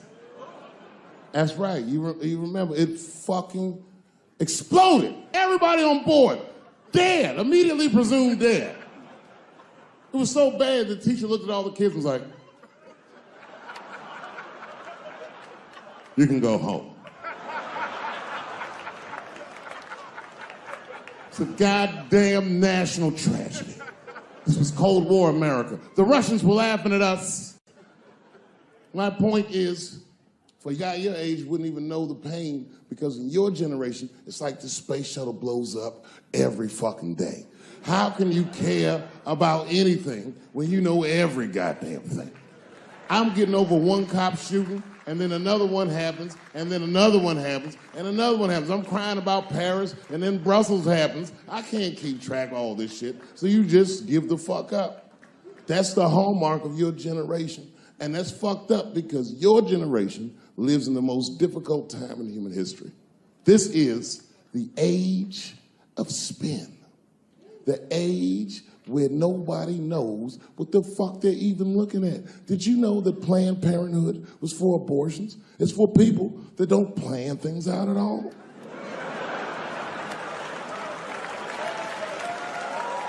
That's right. So a guy your age doesn't really know how he feels. Are you pro-choice? Are you anti-consequences? What does it all really mean? It's easier not to care for you. But for us, we were trained to care. We were raised that way. I used to watch a fucking cartoon when I was growing up called The Care Bears.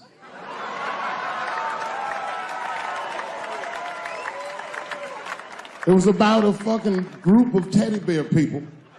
They were like teddy bears, but they were like people, and they were all different colors, and they all fucking just walked around caring. They cared about each other and everything else. They all had different designs on their stomachs, and the designs told you something about what they might be like inside. Very, very loving group of beings. And when shit got real bad, as nice as those teddy bears were, they didn't get mean faces. They got determined. And the leader would say, come on, guys, it's time for the Care Bear Stare. Remember that shit? And them little teddy bears would lock arms and stare at the problem. And I'm not even bullshitting. Actual love would shoot out of their chest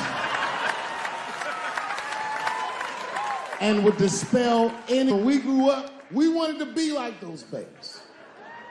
And then we got our hearts broken. So we found out that life wasn't gonna let us do that. And that it's impossible to shoot love out of your chest. However, I have shot love onto somebody's chest before.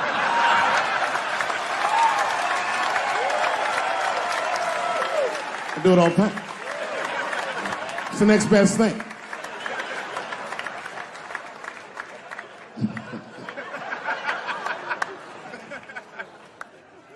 Oh, yeah, you kids don't know. Your generation is just determined to be angry, mad. Everybody's mad. Back when we were growing up, only black people were mad. Now, everybody's just trying to get in on the act.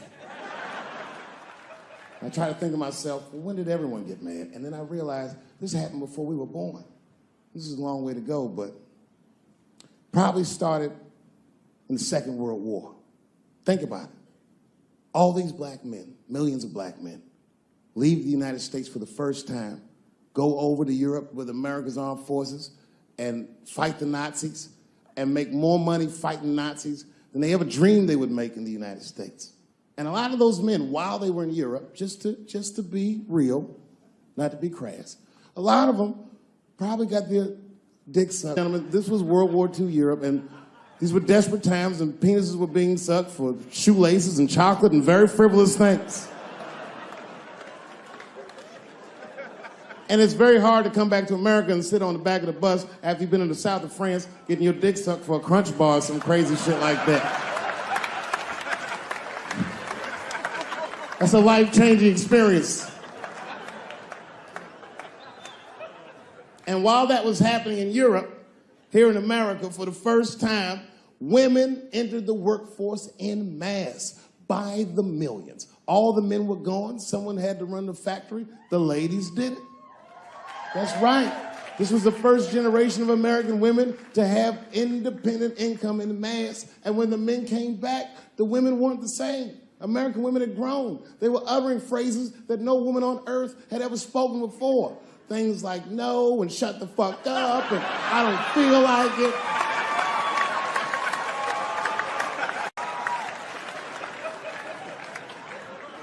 And then behind the scenes of that, there was a little-known government agency that started testing mind-controlled drugs on the American public. They fucked up.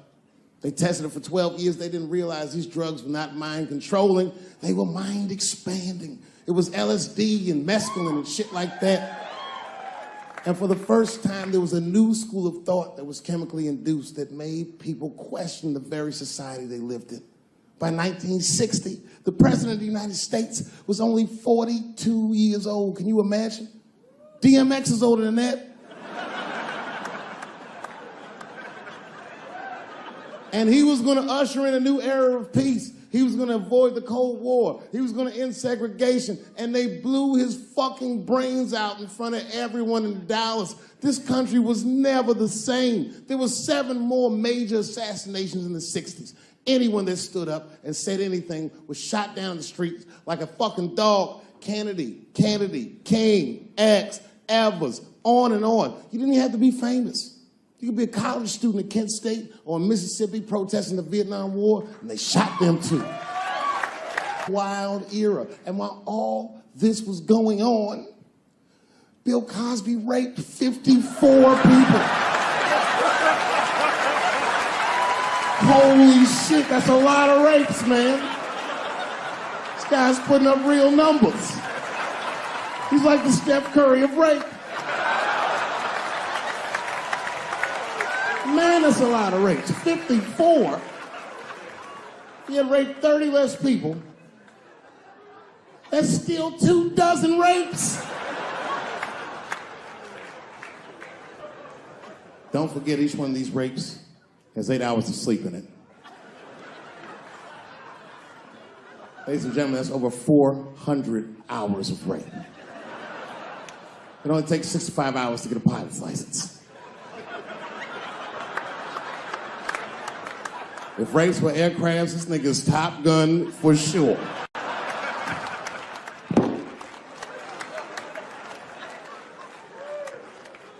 Yeah, that's a tough one. You know, and I was on stage not too long ago. I was in Syracuse, New York. Yeah, well, yeah, for Syracuse, but the show didn't go so good. All because I was talking about Bill Cosby a little bit. Not a little bit, I'll be honest. Talked about him for like maybe 25 minutes. And a woman stood up in the back of the room and she screamed out, "You are a fucking asshole for saying these things." I know. Instantly, I felt, like bad. Not bad about what I was saying. I just felt bad, like, oh, that's too bad she doesn't like the show. I didn't realize it at first, but not only did she say that, she was rushing the stage. By the time I saw her, I just saw this shadowy figure fucking charging up the aisle towards me in full fight mode. I was horrified. I said, oh my God. I'm gonna kick this bitch in the face.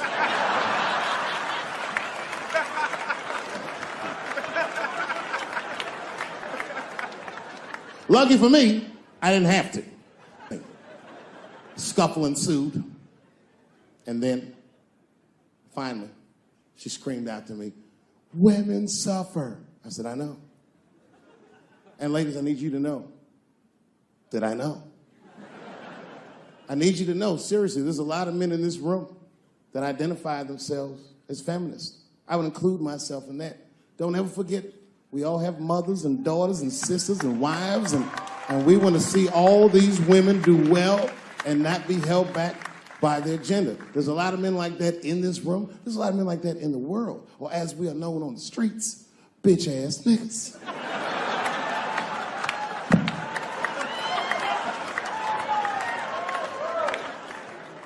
But as this woman was wrestling and screaming at me, I started to take offense. And I'm gonna be honest, race was involved. She was a young white woman.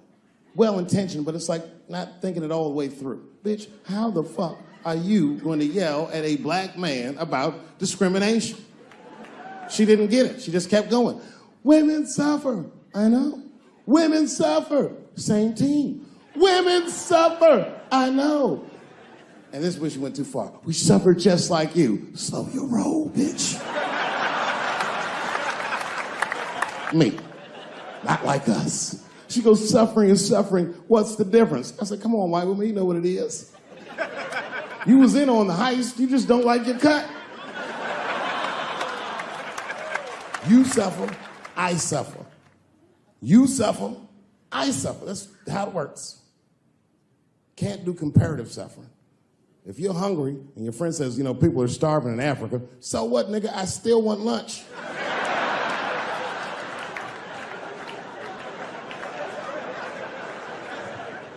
Black people know about comparative suffering, and you know this is a fucking dead-end game. Blacks and Jews do that shit to each other all the time.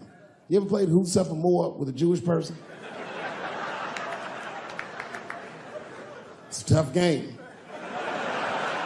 Whenever you think you got the Jewish guy on the ropes, that motherfucker will be like, well, don't forget about Egypt. Egypt? God damn, nigga, I didn't know he was going all the way back to Egypt.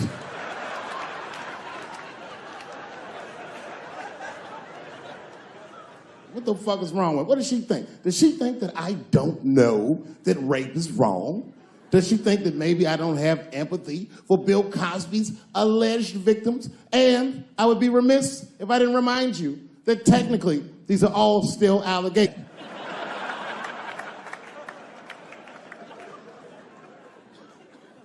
But perhaps, if she looked at it correctly, she would have empathy for me, the man she was attacking. 42-year-old black comedian. Obviously, Bill Cosby was a hero to me. And she doesn't know what it feels like to think that your hero might have done something so heinous. My God, you can't imagine. It'd be as if you heard that chocolate ice cream itself had raped 54 people.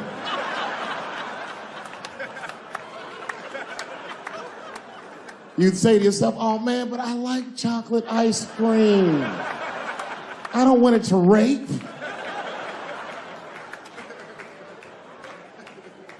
Didn't want to believe it. At first, I didn't believe it. I was like, man, these people are obviously trying to destroy Dr. Cosby's rich legacy. Even 34 allegations into it, I was still like, man, probably only raped 10 or 11 of those people. I know.